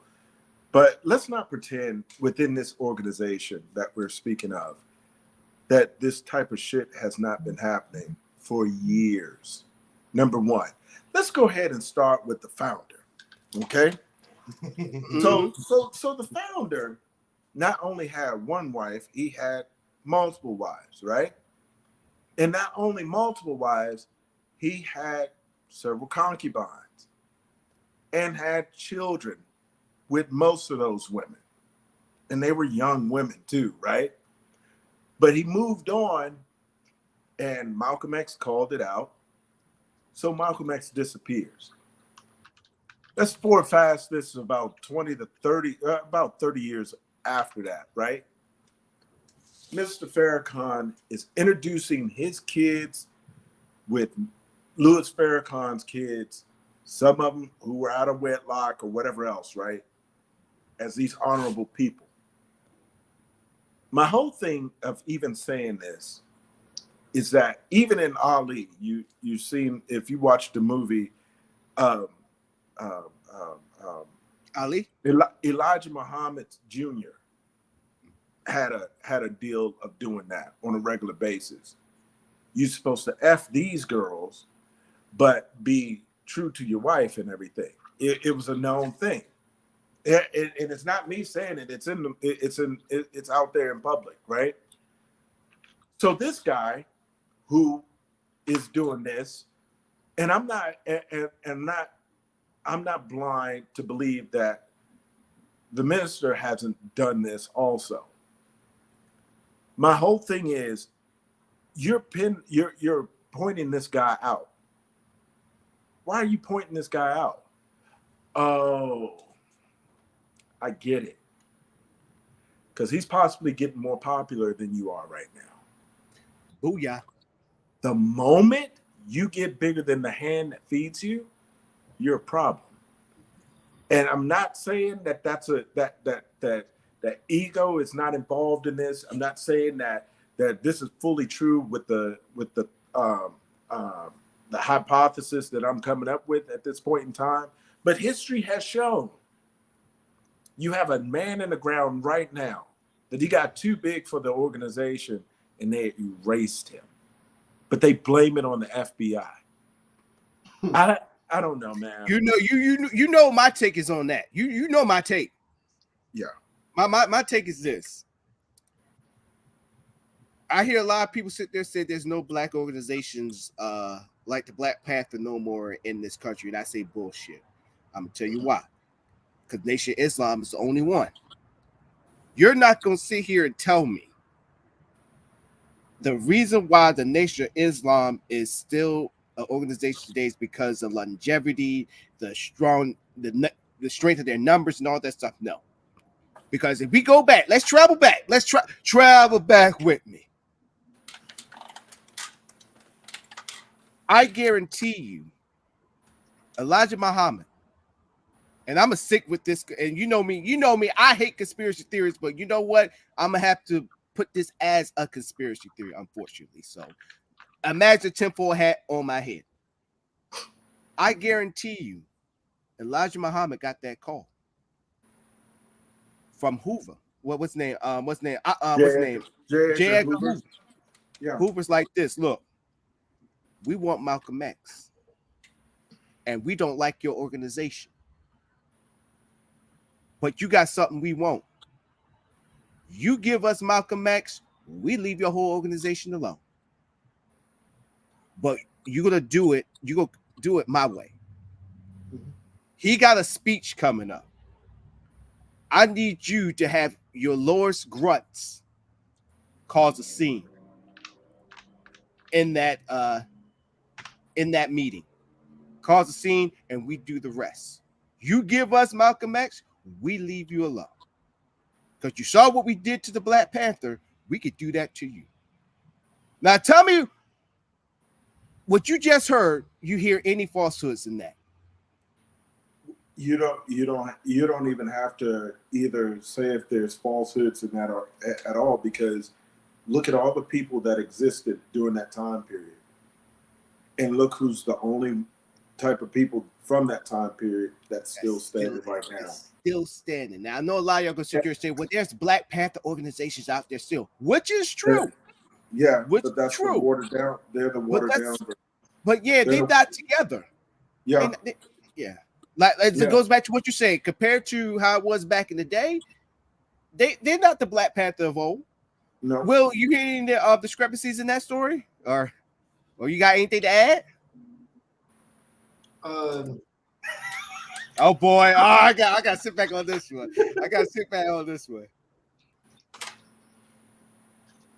No, man, it's you know. And y'all got it all out there. You come on, like let's be for real, because Hoover even gave calls to plenty of Black leaders back in the day. He gave a call to Dr. King. I don't know about King being committing adultery and all that stuff. I don't know about all that, but he gave him a call, gave him warnings. He did also give calls to Malcolm X. And if anybody watched The Godfather of Harlem, because I believe they give a good description of the nation and also what Malcolm X is going through. Because I'm sure nobody didn't come against this this series, even though the series need to update. Like, come on now. But anyways, because Malcolm X and what's his freaking name, Bumpy, were best of friends. Oh, because he used to run the streets. They both ran the streets together. Yeah. So even when Malcolm X switched over, Bumpy still had his back. Yeah. He still had his back. But people are still looking at the Nation of Islam, sitting there, giving them the thumbs up that they're great, that they're a great organization. But y'all praise Malcolm X and they got rid of him. They ain't kick him out. They got rid of him. Because you gotta understand, I'm gonna be straight 100 with them. They have cleaned up a lot of Black men, especially from prison and in different situations within their lives. But it's like you can only go so far with that organization. And that's what I was about to say. It's just like what they call when they try to launder money, they try to filter it into a business. What they call a shell company. Yeah. Oh yeah. Yeah. Just think about it like that. Yeah. It's a shell company. Yeah. You can sit there because it's like politicians do it all the time. Oh, look at me. I'm giving money to the Cancer Association, but I'm still taking money from the freaking tobacco companies. Right. I'm going for electric cars, but I'm getting money from freaking General Motors back here to push out their vehicle first and help, and that they get all the stuff that they need before everybody else does. Like stocks. Yeah. Yep. Stock options. Man. So when I hear people sit there trying to defend the minister by saying things like that, you always got to hit him with the. So you're telling me you don't just basically just fuck Malcolm X? No, I'm not saying that. That's basically what you're saying because Malcolm X got kicked out that group. Well, be careful with that, Donnell, because because I've watched a lot of Louis Farrakhan's speeches. He'll have it right, and then all of a sudden this motherfucker goes into left field, and you're like, dude, you were on a cool track, right?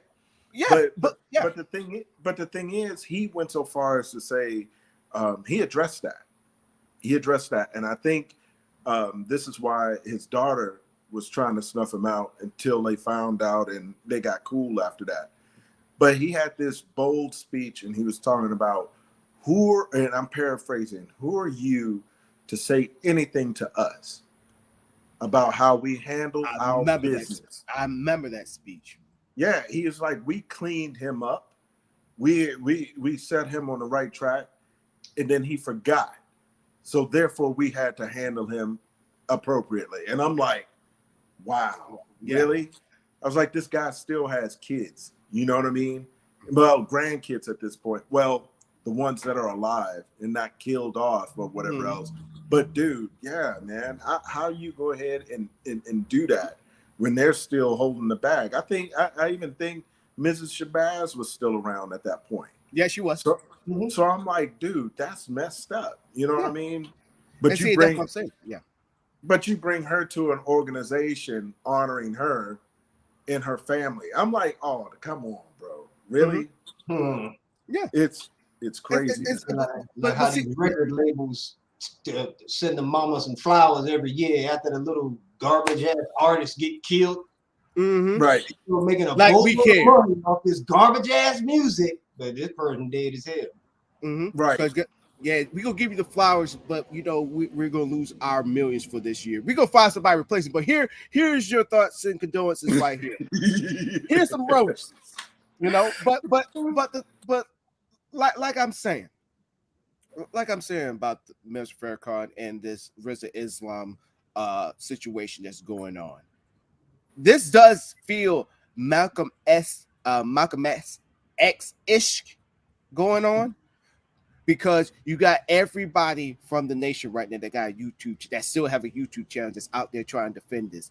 And like that speech, it's funny you brought up that speech, Billingsley, because you had a lot of people like Rizza that was trying to defend what he was saying. Like when he made that anti-Semitic speech many 5 years ago, where he got kicked off social media. Which one? He's made those for years. Yeah, and years. And then all of a sudden, I'm not anti-Semitic, but dude, you said some anti-Semitic shit. And then you had people like Rizza, Brother X, that was going on their YouTube channels, on their Facebook, sitting there saying, well, he didn't say it. He's just what he mean to say. No. You don't need to clarify. The man is old enough to clarify himself. He said what he said, like that old saying go, whoever they tell you who they are, believe them. He's anti-Semitic. And then come to find out this man's trying to have a all-black state. That's what he's trying to do. And I'm like, dude, that would never happen. Nice all try. State? Yeah, just a one territory, just all for black folks. Oh, he tried to pull Kanye. Right. He try to pull Kanye before Kanye. Funny looking huts built out in the desert and whatnot. Right. Listen, I'm not going nowhere near that state, because you put us all in one state, then they're gonna destroy the state. Come on, bro. Right. And Black Wall Street. Wall Street. Here's another thing too, and it also make you think this too. For you to join this state, you have to be a Muslim. He ain't gonna allow nobody other than any other religion to join there. And see, and when people always bring up, well, he did a lot for the brothers, and when they came out of prison, you don't see them in any other religion. You don't see them doing anything else. Now they're strictly Muslim. So for you to get this help, you have to change over, because you have not seen a brother that's like came out of prison and had the Nation of Islam help him out, and they still praying to God. Name, like literally, name me one brother that got help from the nation and they're praying to another, praying to the same religion when they first got in. Name me. And by help, you mean there was no price tag attached. That's why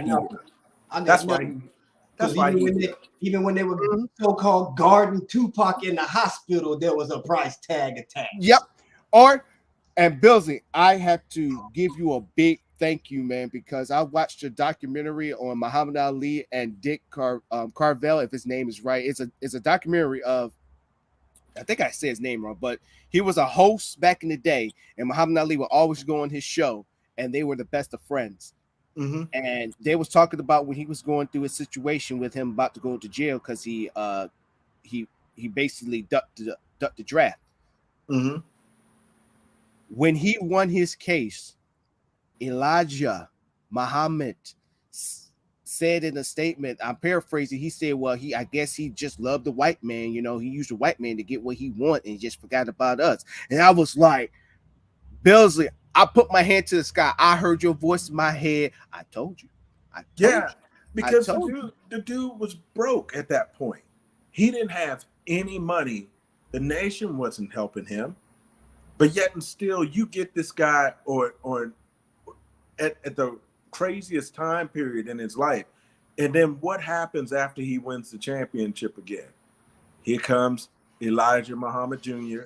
and the rest of his cronies, and they want to get back into the game with him. I was like, wow.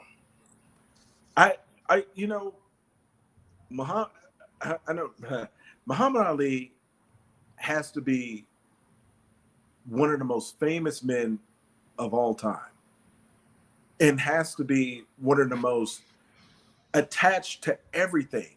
I mean, he's been attached to things that he had nothing to do with.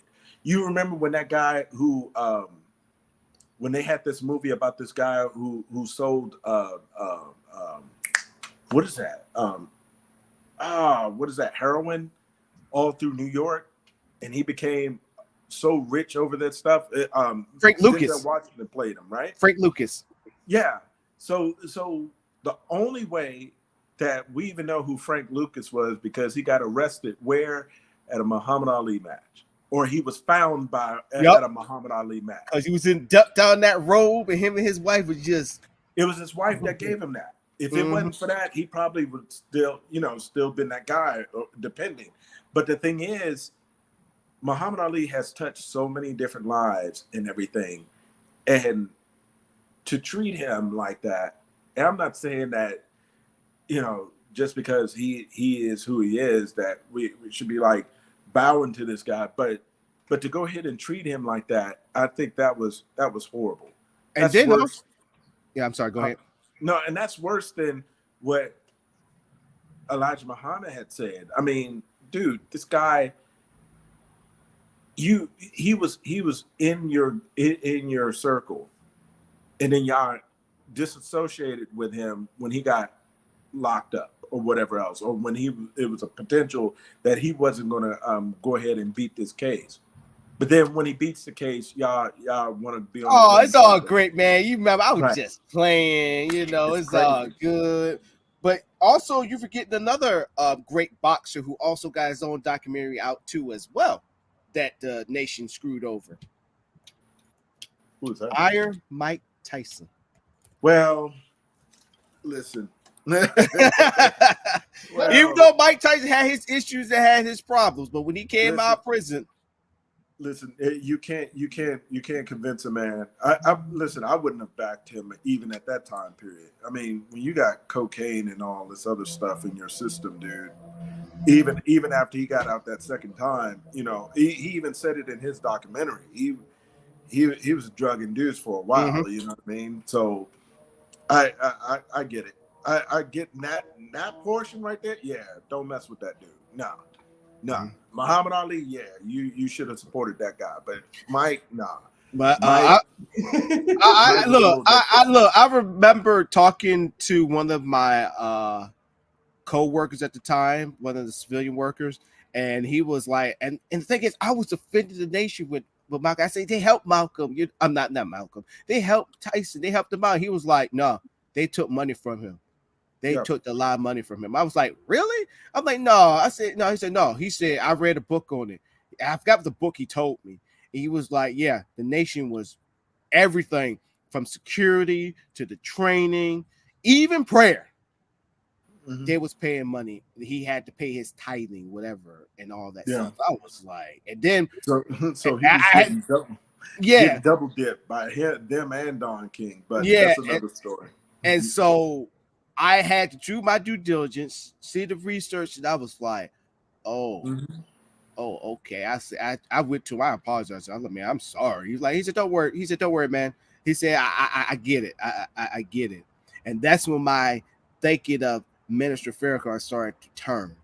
And that's when I came to a conclusion. You got to question everything. You just can't sit there and just believe it just because it's coming from me or it's coming from them. You always got to freaking have questions. You always got to question it.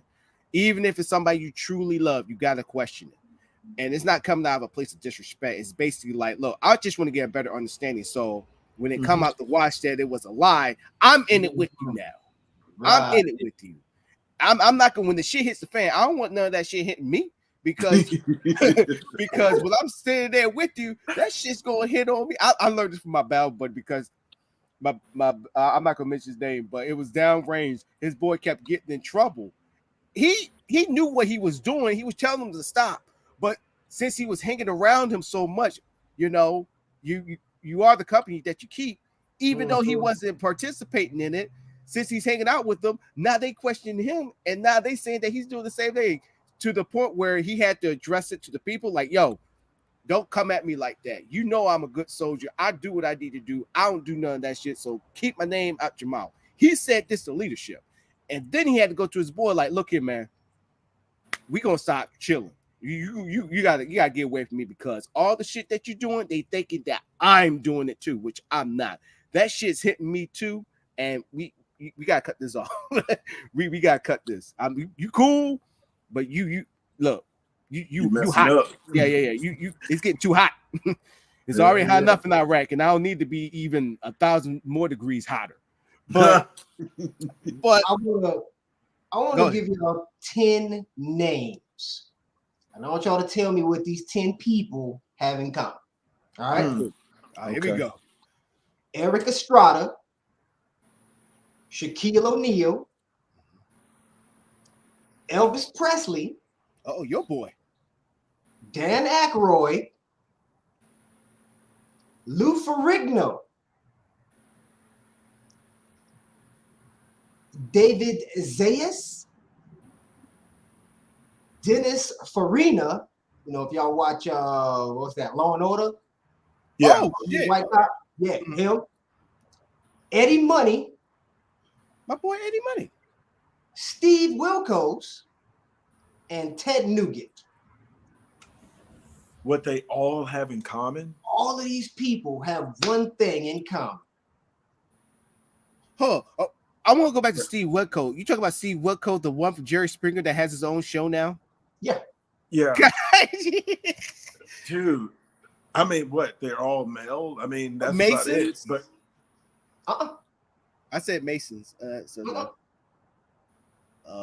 And Ted Nugent. Oh my gosh, you should name. Yeah, that total list of names. None of these folks match, right? No, right. Other than the fact that they're all cops or have been a cop. Oh yeah, that's right. Get out of here! You're what? right. You're now, right. I bring up this 10 list of people that have been certified to wear the uniform and carry the badge, and then I want to ask y'all, what the hell is wrong with Herschel Walker? Now hold up. Come on. I thought that's where we were going at one point when you started talking about the political thing. Listen, bro. But before we go into that, I'm sorry. Shout out to no, you good.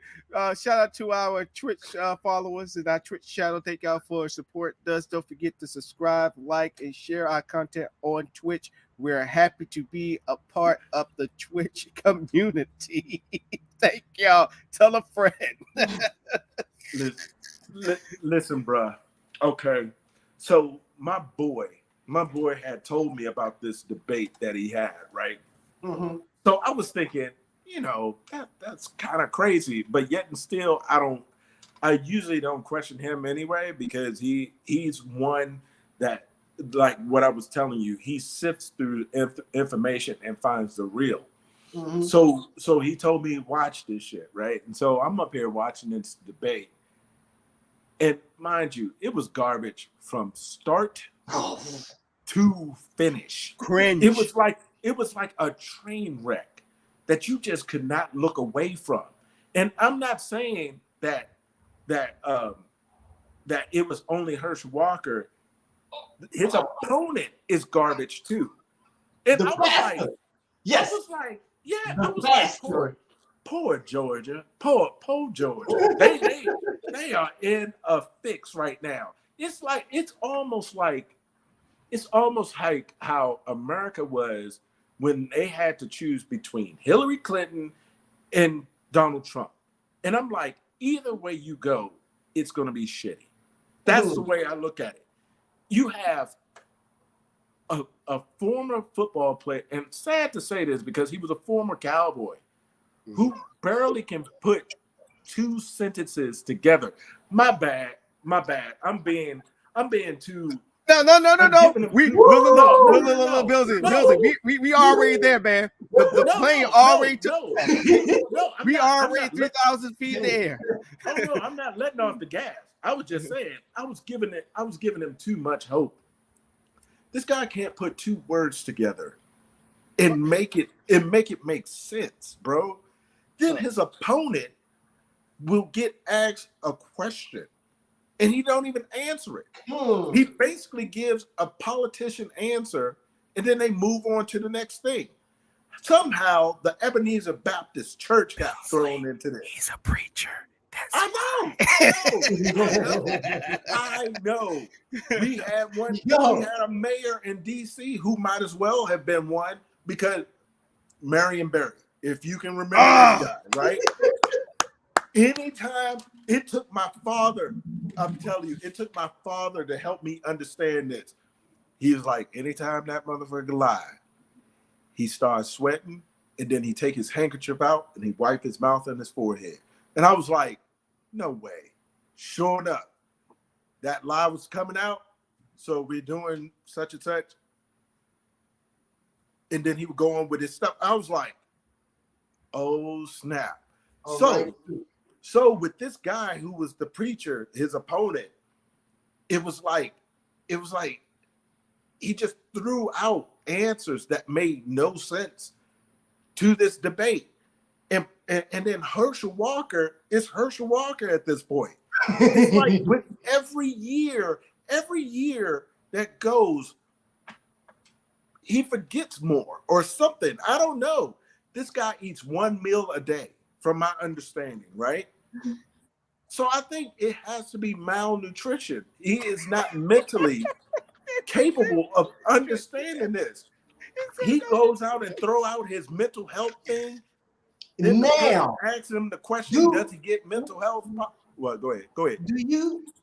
Okay, the man wrote in his book, right, that he has some sort of associative personality disorder. Right. And then he whips out a badge. Right. Oh my gosh, bruh. Look. You know why he whipped out that badge? Because apparently his opponent was like saying, this guy acts like he's above the law and he's a part of the police up there running people down, with a gun and everything with his car and stuff like that. Then he pulls the badge out. Well, I am with the police, blah, blah, blah. I'm with the boys in blue or whatever, right? And then, the lady's like saying, Mr. Walker, that's a prop. You're not allowed to use props in the middle of this debate. I was like, oh, snap. I was like, Georgia is fucked up. I don't know who. Did you catch the part where Herschel mentioned the church getting the PPP loan and the lady asking the questions kind of talked over him? They never got into that. Yo. And he gets and that preacher gets like $7,000 a month from Ebenezer Baptist Church or whatever else. Mm-hmm. And I didn't even get that part. That's the housing allowance. Right. There you go. There you go. Yeah. Hey, but let me go ahead. Let me put my 2 cents. So I think Billsy and y'all definitely Billsy. Not the shit out the park. Now I'm trying to get a base hit here. So here's my take on I knew Warnock was gonna go up in there. He gonna be a very all politician, all that stuff. But that Georgia part, Billsley, Georgia have always been backwards. Period. They have always been ass backwards. And to tell you the truth, Georgia like a man like Herschel Walker, because Herschel Walker is a meathead. Let's just put you. He's I guarantee you, in freaking school, he could care less about class. He was all about going to practice. Gosh, bro. He was that one always. Hold on, let me get my book. He's like this every class. Mr. Walker. Yeah. Huh? Oh, two right, deep penetration. Yeah. Wow. I want to know why the third guy did not get an invitation to the debate. Oh, you know why? Come on, you know why? Either they're gonna say he didn't have enough votes, whatever the stipulation was, he had to have this amount of votes to make it, or maybe they was being too controversial with their stance. It was like, we can still kick you off. But going back to or he probably is the answer to this problem that's going on right now. Right. And I believe that it should be a system where everybody who is running should be heard. I mean, look at what happened in the Republican when they was doing their primary. How many people they had? About 15, as well as the freaking Democrats, they had about like 10. I was like, oh yeah, that's right. Yeah, might as well do the same thing with the other parties and people that are running, even if they run a campaign by themselves. They should have a right to be up on stage, but that's for a different story. But you the part about the abortion check. Oh wow! Yo, they was giving Herschel the business, bro, for real, bro. These were soft pitch questions too. Yes. It wasn't even like fastballs. It wasn't gotcha questions or nothing. Mm-mm. These were soft pitch questions. A lot of them neither one of them. No. Yeah, neither one of them had a molecule in their brain to answer this appropriately. It was just like like hell on wheels, man. I was like, oh my god. But let's be free. I'm not trying to blame him, but I'm gonna say he opened the floodgates. He opened Pandora's box, and this is Trump's fault, because now Trump really showed that anybody can be in position. Anybody can run. Will can run for his mayor. He can run for mayor in his town. It showed that Billsy can run for a freaking AG in California. It showed that I can run for freaking governor here in Washington. No political experience, no nothing, because I see a couple of political shit on freaking Instagram, or seen it on Twitter, or see it on freaking YouTube. Now all of a sudden I'm a political genius, when there's levels to this shit. Warnock came in as a politician. All you need for the invitation, because just it's funny you mentioned me in office, because just this past week, I literally had that conversation with a person here for city council, and I told her they not ready for the Fila sneakers and the baseball caps. And she was like, "Yo, maybe that's exactly what's needed." Yeah, because like put the suit on and play the part. Right, and the thing is with freaking Herschel Walker, he is just an embodiment of what Trump had basically laid the groundwork for. When I heard that he was going to run, I was like, oh my fucking gosh. This dude literally sit there and say, well, the problem the black community is the father in the house. Dude, look at how many kids you left around and didn't even take care of, man. Right. Like I want to know who his sponsors are. Me too. I want to know who these people are. I brought that up to a homeboy today. Like, I have not. Okay, my TV service, our TV service, allows us to watch the news from everywhere. not one damn time that I see a commercial with the caption that says paid for by the committee to elect Herschel Walker. I ain't seen that one yet. Dude. I'm trying to figure out with these people that's coming out. It's kind of like in politics, they're gonna find dirty laundry on you. Like, let's go to sports real quick. Watson's still having women coming out the woodwork, sitting there saying he did this to him, they did that to him, and I'm like, damn. And meanwhile, Colin Kaepernick ain't got no job. Kaepernick don't have a job, and he getting more press than anybody right now. I don't. But who got accused of women? Deshaun Watson. Oh wow! Yeah, Deshaun Watson, the guy who played for the Texans, right? Yeah, he's playing for the Browns now. He got more allegations coming against him. So with me saying that, Herschel Walker, he buy you up that one uncle. He go tell you about your shit, and you realize, man, you ain't shit. You goddamn self, dude. That's what I got from the whole debate, brother. Any of us can go to Georgia on the next debate and win. It's crazy about the pastor had me. I was like, yo, this nigga, he spit he got his wordplay together like Tupac up there until Herschel started digging into that personal shit. And then the pastor got to reach back and get that glass of water every time. Right. Because I guarantee he had this nigga moment going on. This motherfucker here. For real, you can see it on his face. Yeah, I know he ain't pulling on me. Oh, okay. But he could have physically ran over there and touched Herschel. He'd have tried it.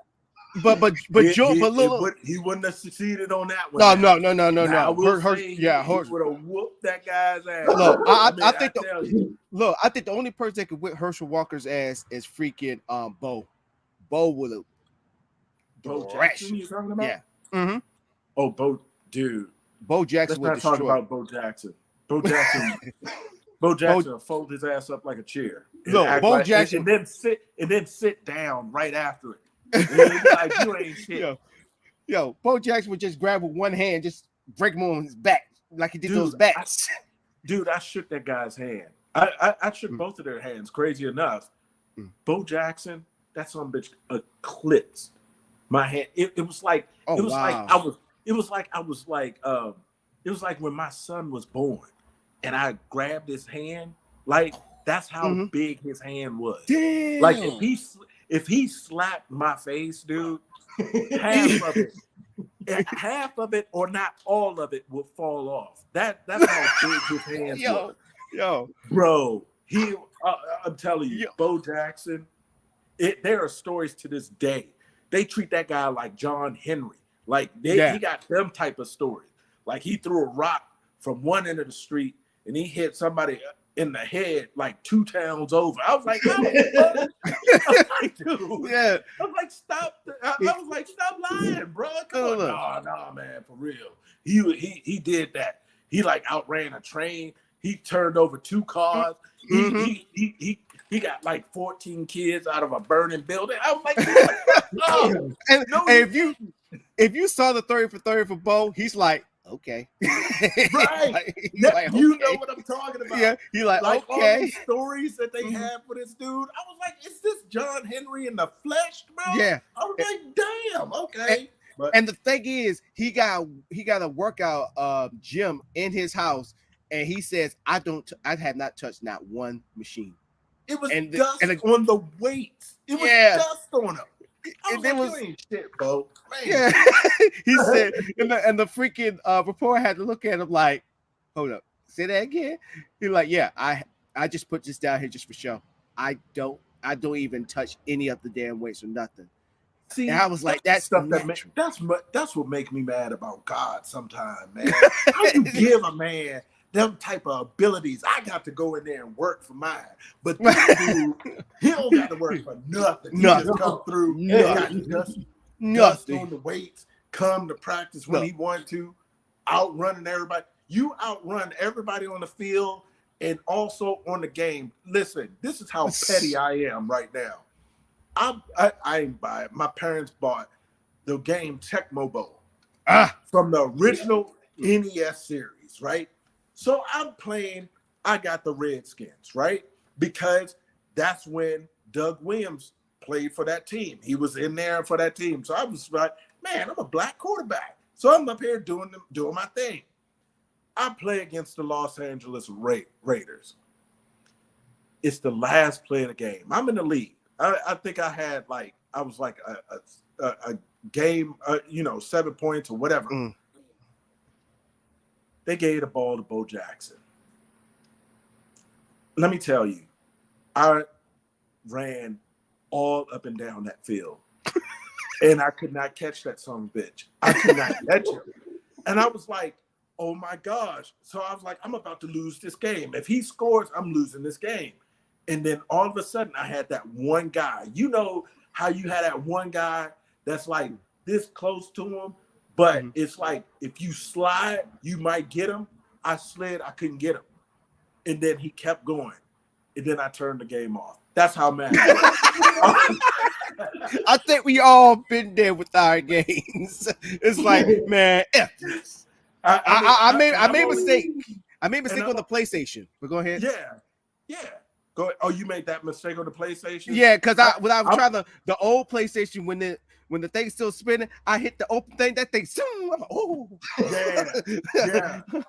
I'm telling you, I got to the point. I was like, man, fuck Bo Jackson. But realize I only said that because he is nowhere near me, and he would have to find me in this desert. So I'm safe. But I would say this to bring all of what we're saying together about the Georgia elections, definitely for the Senate. This is what Georgia wants. I'm gonna tell you why. You got two brothers. Remember, Georgia's still in the deep South. You can sit there and say, well, it's on the East Coast, but guess what? It's in the South. Don't get it twisted. You got two brothers, and they always take me back to where the origins of what Georgia is. Because y'all remember back in the day when the KKK would go terrorize black neighborhoods, who were the few people that they did not terrorize? Ooh. Preachers. They were the mouthpiece.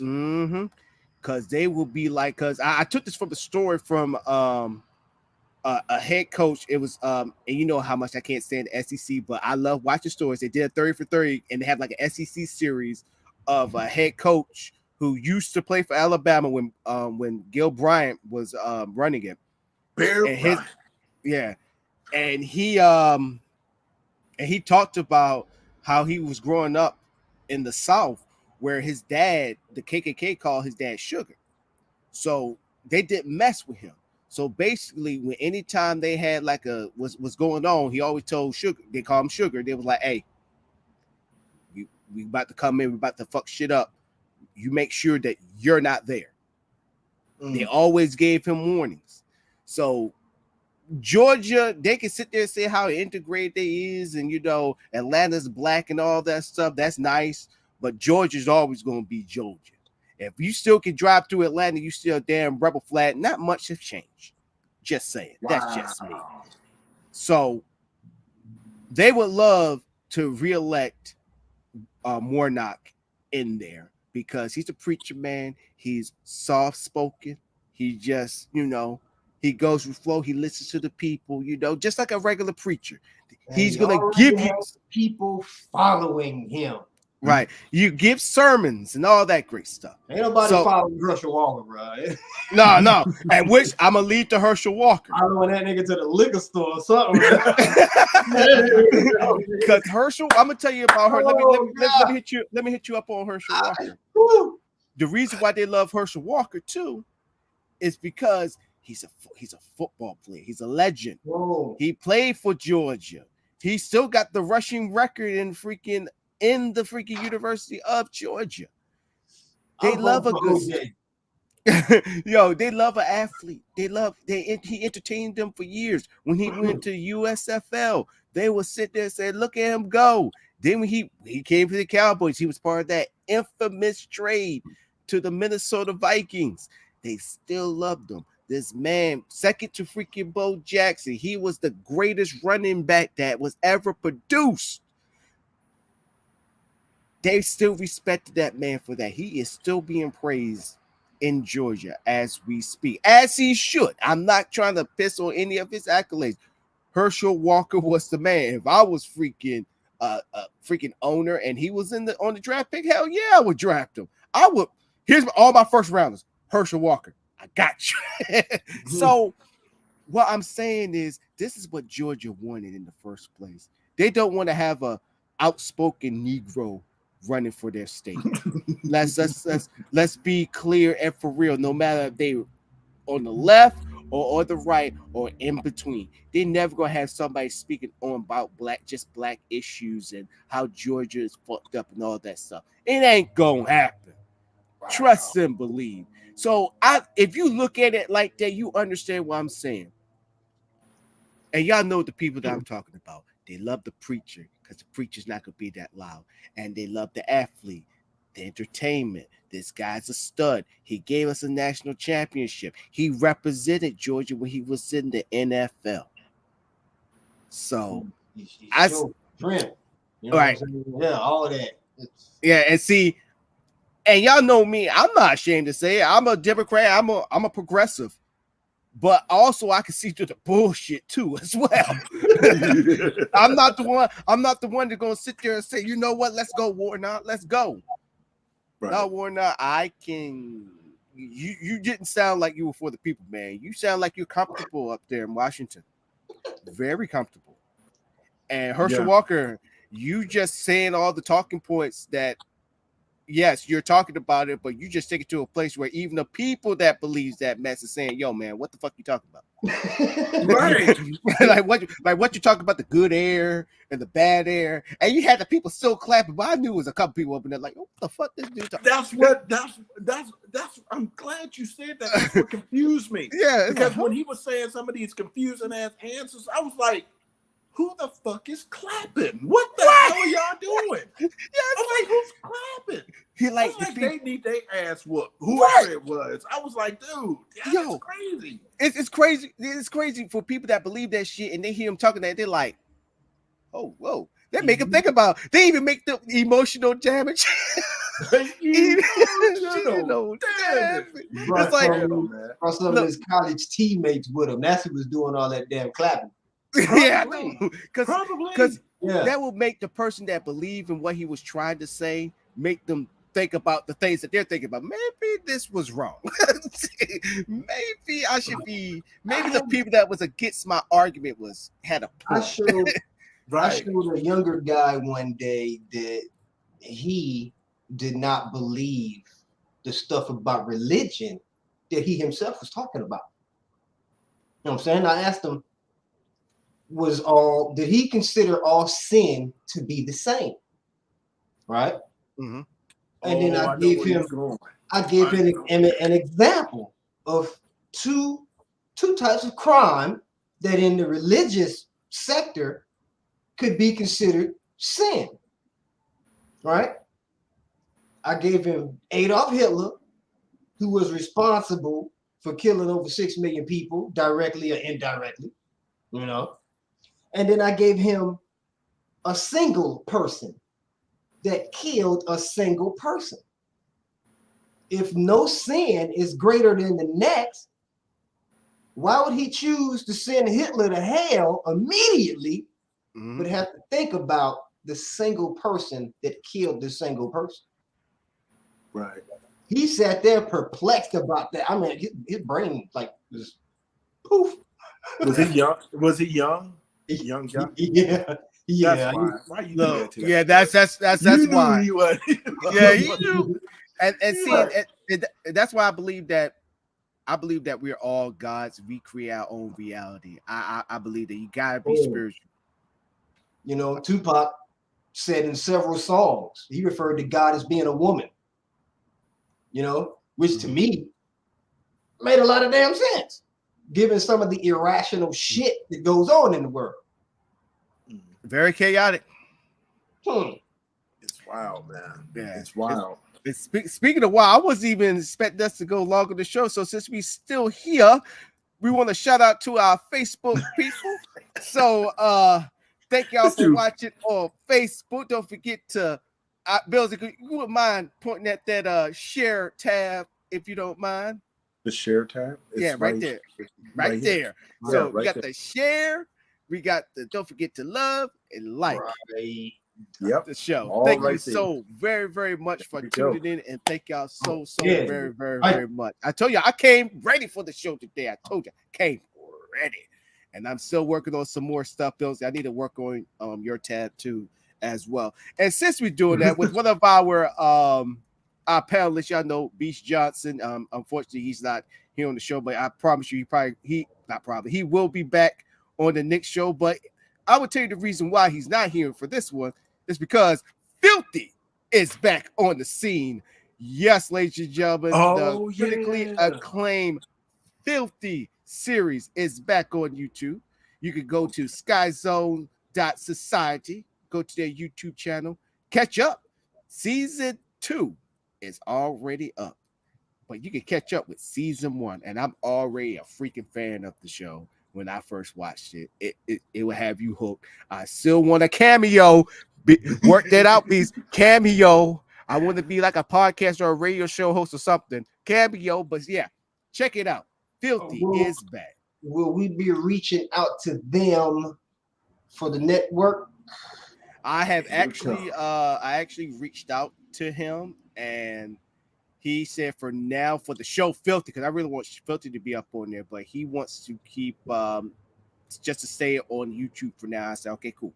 So he said maybe in the future. So I'm like, all right, cool. So I'm gonna hold him to it. But once again, y'all have to tune into the great show Filthy. Tell you will love it. So with all that being said, gentlemen, we sit there talking about politics and all that stuff. I want to tell everybody to comment below, even after the show. Make your comments, and we will check it out, and we will give you the answer, hopefully for the next show. I read them. I get at you if you're talking crazy. I got you. So now, and speaking of the Wet Network, don't forget to join now, which I'm going to hand the floor to the man himself to explain to us about the app, because the app came out of nowhere and this brother worked on it, and it is wonderful. And so without further ado, Mr. Will, the floor is yours. Okay. Well, as the gentleman said, we have a network app to go along with the Wet Network broadcasting portion. The app contains all of the, right now we're doing Monday, Thursday, and Sunday's games, basketball, hockey, football. We're going to throw NASCAR in there. We actually started an online radio station, Wet Network Radio, and we're going to do themed days. As a matter of fact, I think we're going to kick it off Wednesday with like Prince all day, like 24 hours, nothing but Prince. Thursday is going to be Tupac Day, my personal favorite day of the month, year of the week. And you can get the app for free by joining our Heartbeat community. I'm sure that the link is posted somewhere online. Hey, where everybody go? We here. We here. We sit here. Hey, but while y'all here, y'all got any questions about the app? Y'all been testing it out and seeing what's good? How much is the app though? Small business owners, you know, if y'all need some advertising space, get with us. I'm sure arrangements can be made because the app is already ready to cater to y'all. You know what I'm saying? Y'all will go from watching a football game to buying clothes or getting work done on your house. As many small businesses as we can pack in here, we've got the room to do it in the app. Yeah. Sweet. And so with that, the link at the bottom is the invitation link. So for the content creators, y'all will still use this invitation link, copy and paste in the browser, and then you would DM us, inform us that you want to be that you are a content creator and that you want to start putting in content. We will send you the invitation for the content creator, so that you can start building your page as well. So with this app, I was so surprised. Well, when you first said something about it, I was like, "Oh, we already doing the app, bro." I said, "We already got the social media up. We already got it." So I kind of held pulling the trigger on that. Then I was like, "You know what? I'm gonna send out the invitation for people to join, because we've been calling out to content creators for the longest time to like, hey, y'all want to do content? We could give y'all the invitation link." And nobody said nothing. So I'm like, you know what? Let's just try to get people up in here. And if they want to be a content creator, we give them the invitation and they can start building on their page. Like the site itself is great because you have your, first of all, you can centralize all your content, number one. Number two, you can have your own voice room. So you remember Discord? You got your own Discord channel where you can add people. You can have everyone come in, or you can just have selected members for your own subscription to come in and y'all can chat it up and talk. You have all those things, as well as you can put documents up in your own page, all that stuff. Sky's the limit what you want to do with it. But most of all, you don't have to worry about no infringement crap. You don't have to worry about being taken down for stupid reasons. So I want to make this clear. So as a content creator, if we see that you have broken the rule with the rules of conduct, we're not going to instantly take your stuff down. We're going to have a conversation with you. We're going to talk to you. We're going to talk like adults. And we're going to tell you either why we're going to take it down or that we're just going to reinstate it and say that you went along within the rules of conduct. So we're not just going to just take it down and start a controversy. That's the last thing we want to do, because we know that the powers that be, YouTube, Facebook, they're just going to take you down. They're going to give you an explanation, and that's about it, and don't even talk to you. But we will. We're going to be personable. We're going to be fair. And that everybody, this is not no freedom of speech or anything like that. I think the issue is people need a place to express it without hurting nobody's feelings. This is the place. Meaning, now I'm gonna take it a step further what I just said. I'm taking a step further. So if somebody does not like what your content is saying and they sit there and said that, oh, this need to be reported, we're still gonna do our investigation. We're still gonna do our due diligence. We're gonna look at it, and if we feel that it doesn't hurt our feelings, even if we disagree with it, calm down, stay put, sit down, continue on doing what you do.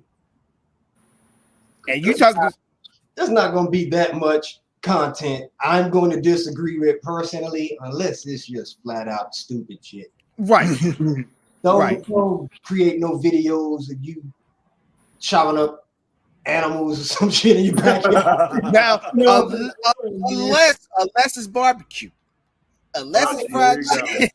If you want to the whole process of how to properly skin the animal and break it down, that's cool. But don't just you out in the backyard with the pitchfork poking cats or some shit. Yeah. That's locked up. Oh hell no! You definitely not getting me locked up neither. But yeah. But we are your ass. They'll be tripping.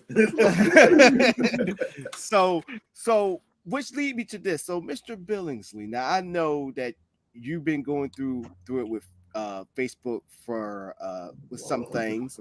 I was seeing if you could be the first one to make a page. I'll talk to you, bro. Seriously. I'll talk to you. Got you. So yeah. I got the link right here. I want you to check it out. I want you to give me like your full on like AAR, and so and we can adjust it from there, because we're gonna change the way social media is. Even though this is a community type of setup, I think community is better than just having a flat. I mean, think about it. Facebook is a community site because you got people that are friends, and only people will see your content if they're your friends, and so or follow you, and so that we're going to change the game with it because we're not going to be like Big Brother, Big Sister. Now, don't get me wrong. If somebody do something wrong, we're going to address it. But 9 times out of 10, if everybody is doing what they need to do, like typical Facebook or typical YouTube or whatever, you're going to be all right. You're going to be okay. We just not going to be the handlers of corporations and even the small businesses that we do business with. We just going to let them know, look, this is the Wet Network. This is how we're going to do it. This is what you're involved in. And I'm telling you, it's going to help you and it's going to support your business. If you don't want Facebook and YouTube all in your business, tell you what to say, tell you what you not gonna say, and dancing up in the videos, dancing all up in your videos. Y'all didn't tune into the station today, man, because I had the reggae was bumping all day. Well, guess what? I'm gonna be jamming on it after the show and all that stuff. Speaking of that, gentlemen, it has come to that time in the show. First of all, Will, shout out to you being on the show, man. We need more of you on the show. And whenever y'all want to get into what the hell been going on with me this past month, yeah, believe me, that's gonna be. Y'all want to miss that one. Bro, you served plenty of those tonight, bro. Yes, yes, you did. You did your thing tonight, Will. You did your thing, and I think it's well needed for all the news that we heard these past couple of days. It helped me, brother. I got to get my Mad Penguin. I got you. But one more thing, brother.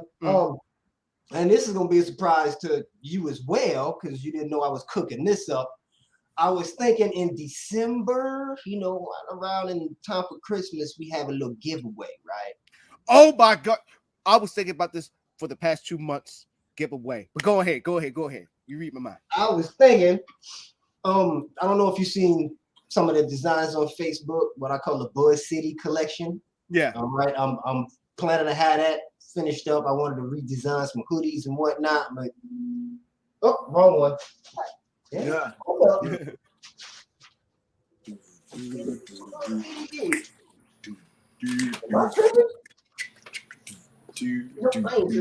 Idiot. Got it.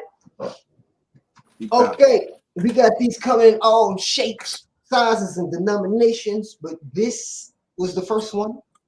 Oh, snap. Oh, let me put you on the full screen real quick. Yeah, the Buzz City bucket hat. That's what's up, man. That is tight. It cost me money to get that picture. I rented a hotel room in Charlotte to take that picture. That's what's wow. Yeah.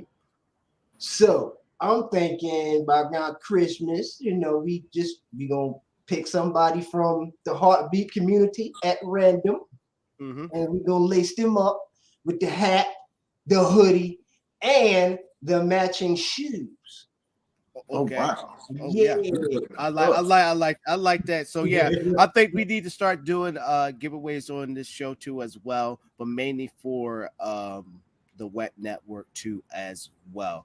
But we're doing it. Oh hell yeah. And so also we'll tell them how can they download the app. There you go.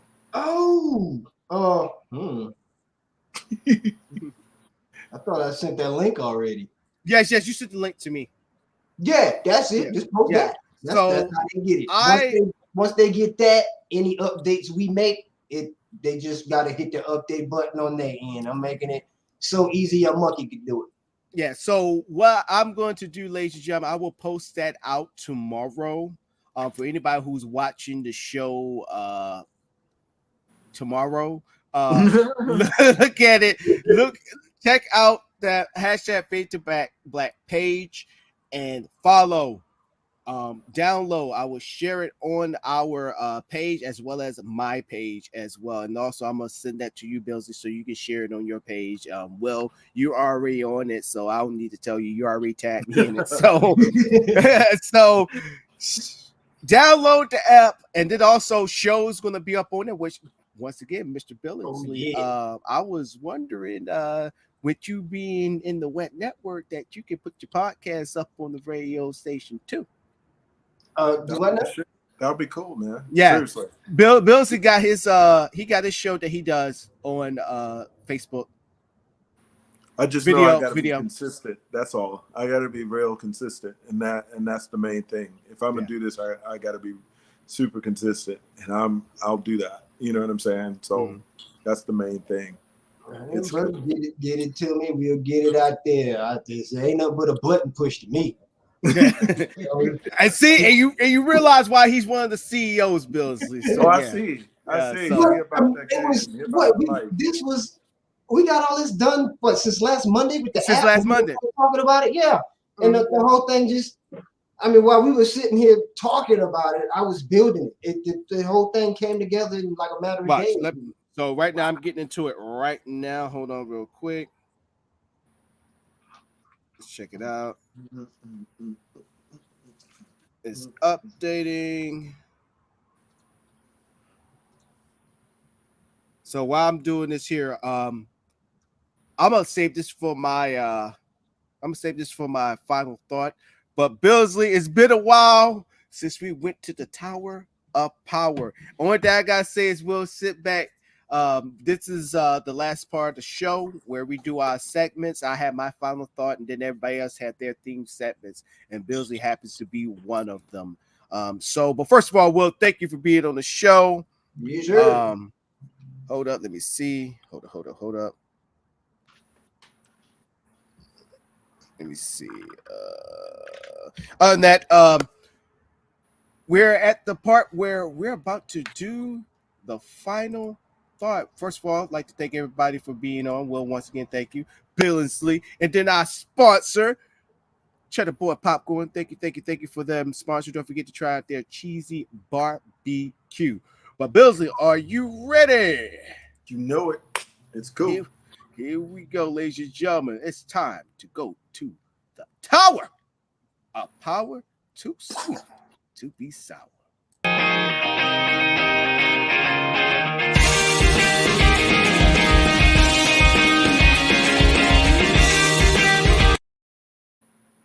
Man, I love that opening. Anyway, the thing is, we learned a lot tonight, which is pretty cool. The thing is, the bottom line to all of this is that there has to be understanding across the board. We have to ensure as people, we're able to sift through the BS that is thrown to us on a regular basis and get to the real. We have different politicians and different, salespeople or whatever else, meaning out there that doesn't have your best interests in heart, but yet and still we got to be able to go beyond these people's agendas and become better. The only people that I'm really feeling sorry for tonight is Georgia. Again, Dr. King has to be like looking from heaven, like, really, this is what my state has turned into. We got two bucketheads who have no business running for an office whatsoever. And he's crapping on my Ebenezer Baptist Church by even mentioning that. But bottom line is just be safe, man. And, be careful with the information that's given to you by people who have agendas. I know I've spoken a lot about the Nation of Islam and everything. It's not to be off the hook to those guys or whatever else, and understanding that some people take that very seriously. But the bottom line is there's some dirt in that too, man. Just like a lot of these guys will go ahead and say there's a lot of dirt in Christianity. There's a lot of dirt in a lot of different religions anyway. But just keep your head up and try to get to the real instead of the the crap that the industry tried to give to you. That's enough. That's my final thought, bro.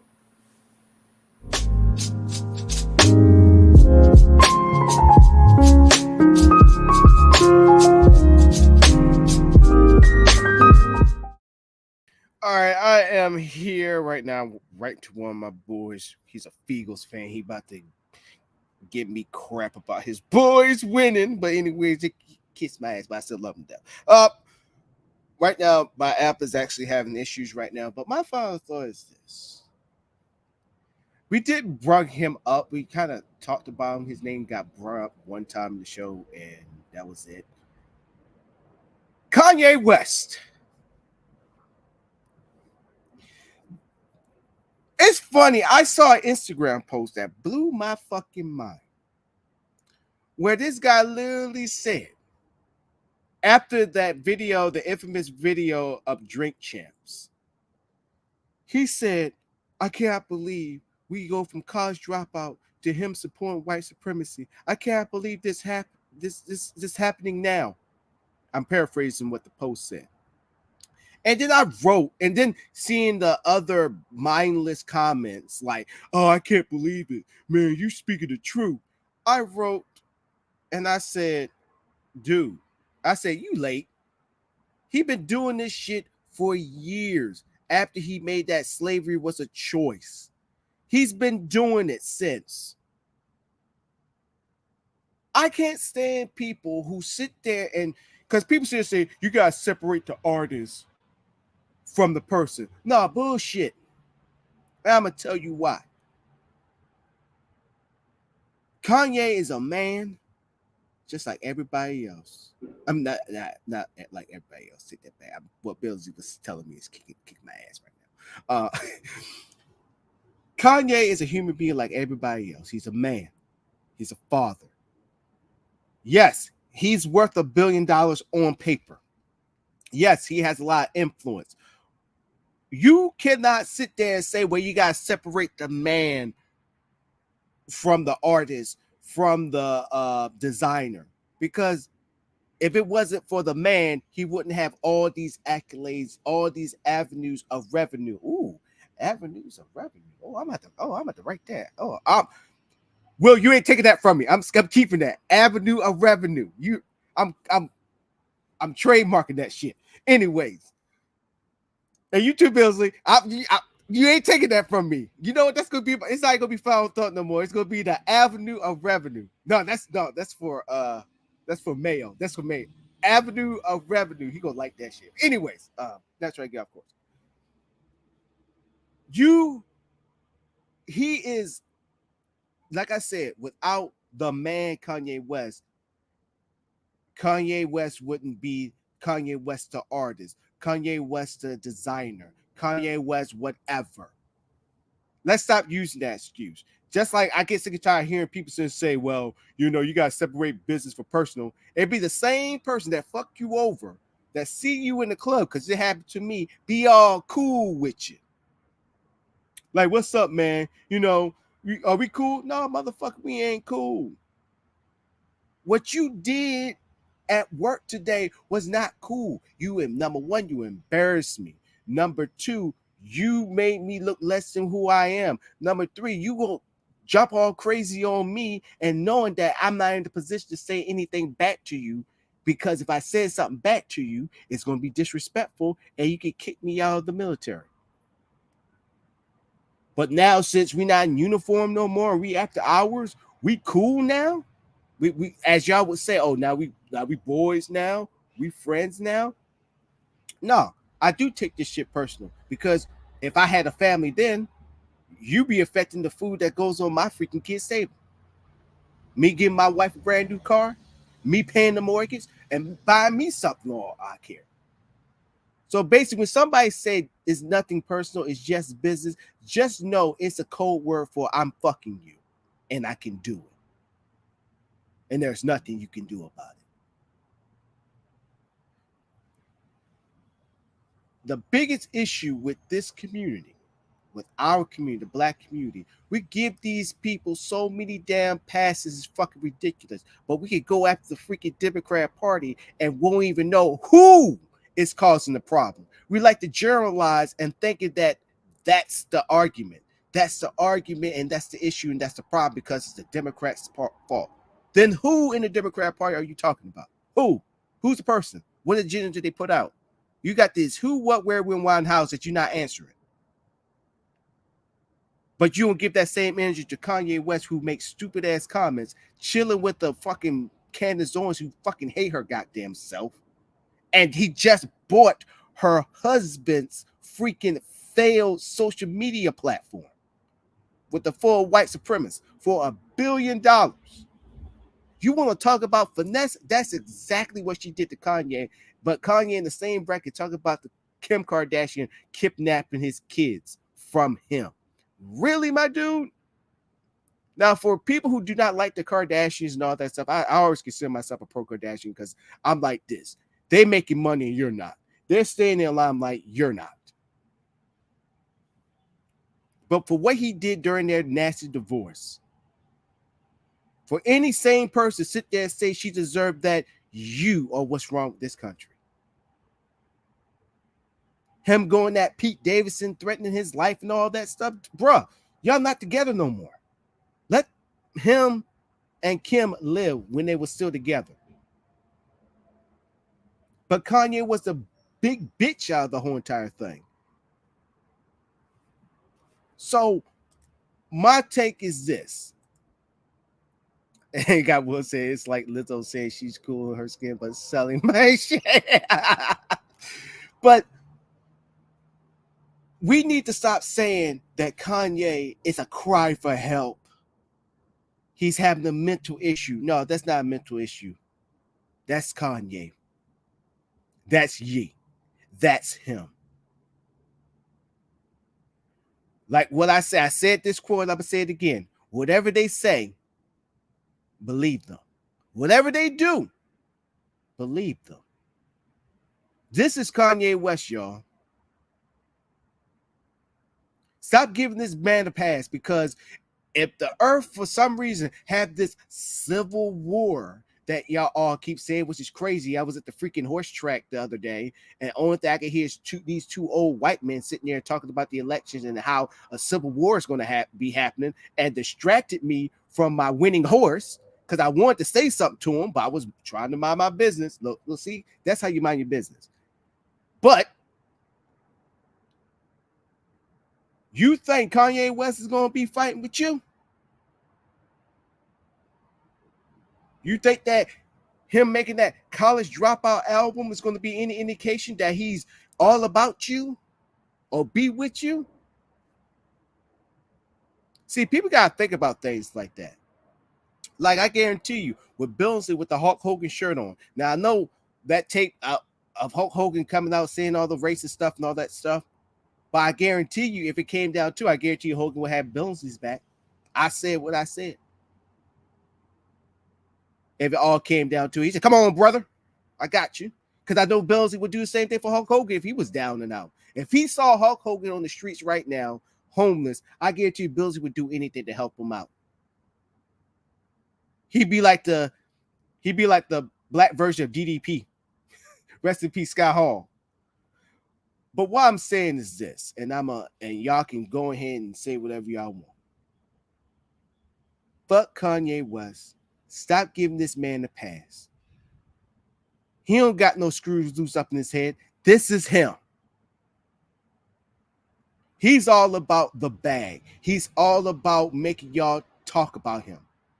Give him the attention, but don't give him the attention of, oh, he's having a mental disability. No, give him the attention that he wants.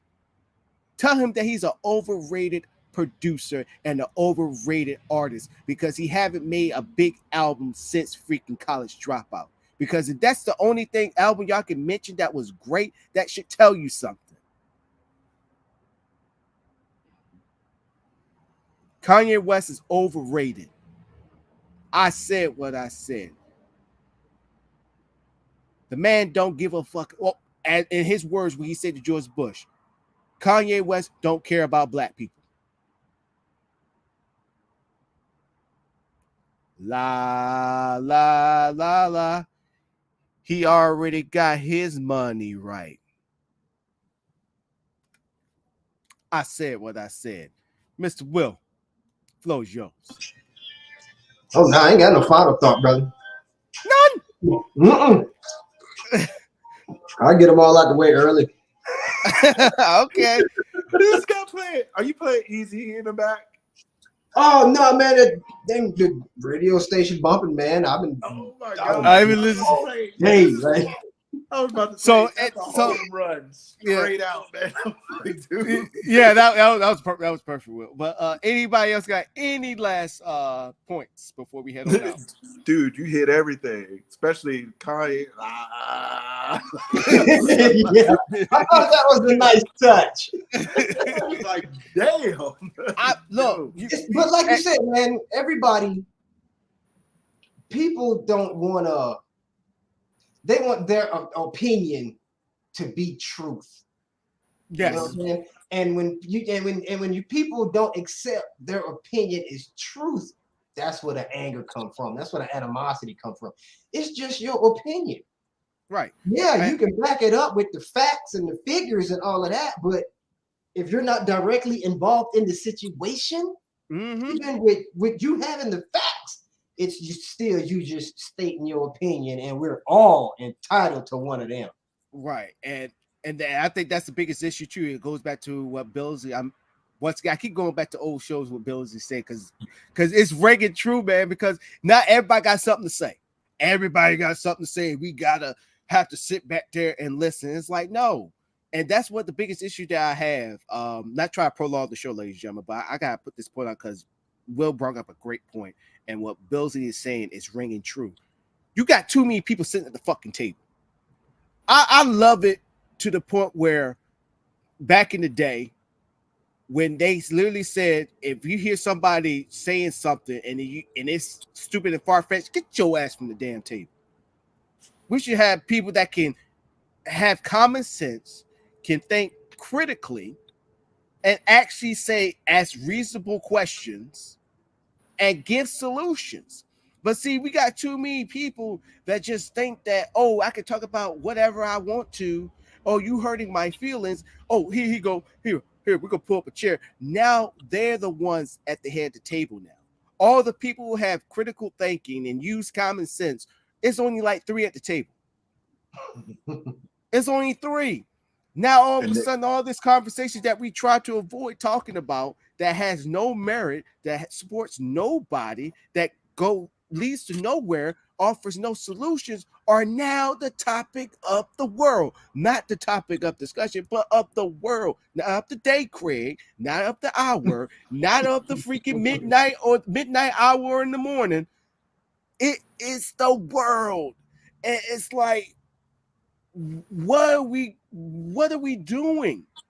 What is going on? So, and if we do not call these people out and sit there and tell them about themselves and stop being so fucking nice, I understand being respectful, but when you got people that's like that and being disrespectful to you, you should return that shit. Because if we keep this going and allowing people to get at the table to the point where now we got people sitting on the goddamn table now, those people that use their critical common sense and critical thinking, they're not going to be nothing left. Nobody's going to be sitting at the table no more.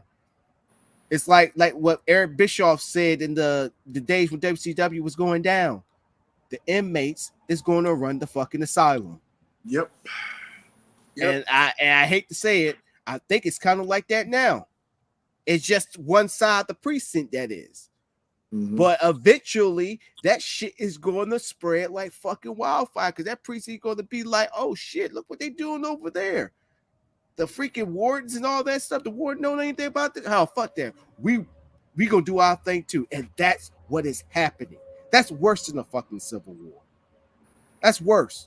When you already got society believing every goddamn thing and saying whatever the fuck they want with no factual evidence. They think just because you call them out, they think you're mean, you're this, you're that. And I always say on this show, I've been saying it for years.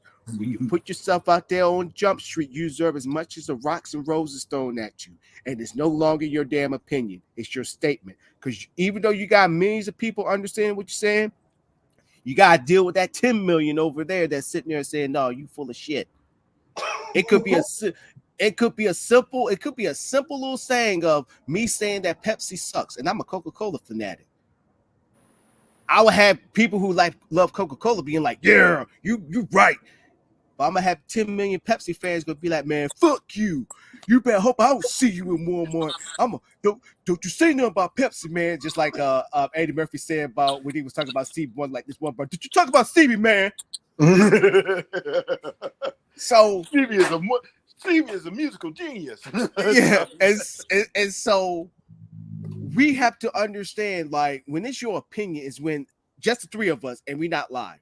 We're just talking like this, just amongst ourselves. That's when it's your opinion because you know where I'm coming from. So when I told y'all, like, Coco's the best, it got this new flavor out, whoop-de-whoop, y'all could be like, y'all, that's just Morris. I understand. Yeah. But when I put it out there to the world, nobody's not going to understand that unless they like the same thing I do. Right. And I got to understand the fact that the other half is not going to like it, and some of them not going to be receptive to it as I think they will. Because you got people that take that shit to the heart, believe it or not. Yeah. Like it's like saying if the president come out, his press secretary comes out and said, well, the president said that.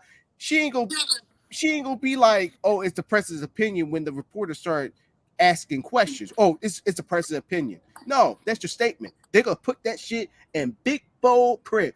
The president said ... Yeah. And it ain't gonna say, well, in the president's opinion. No, the president said ... that every black person is gonna get $100 million every month. You don't think look, if that was in the New York Times or in Time magazine, they were sold out in about 30 seconds. So, president, what? The White House would be upside down in a matter of seconds. Dude, yo, it'd be crazy. Yo, President Biden will be like, yo, who said that? I know hell no. Kamala.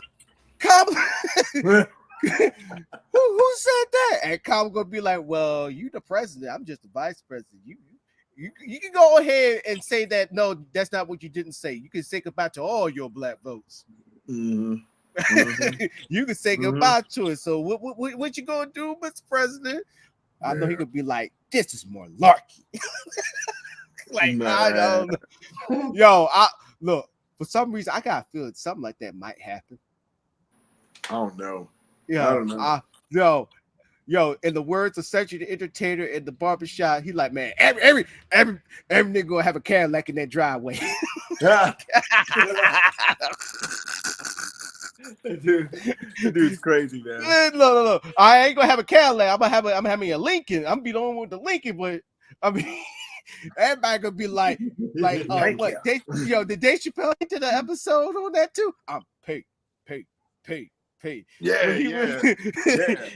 When he did that, when they had the news reporter come through, the poor is among us, but your broke ass trying to up there trying to cash freaking $1 million checks at the liquor store. I was like, what the fuck, man? It was insane. I'm telling you, if that happened during this administration, oh my gosh.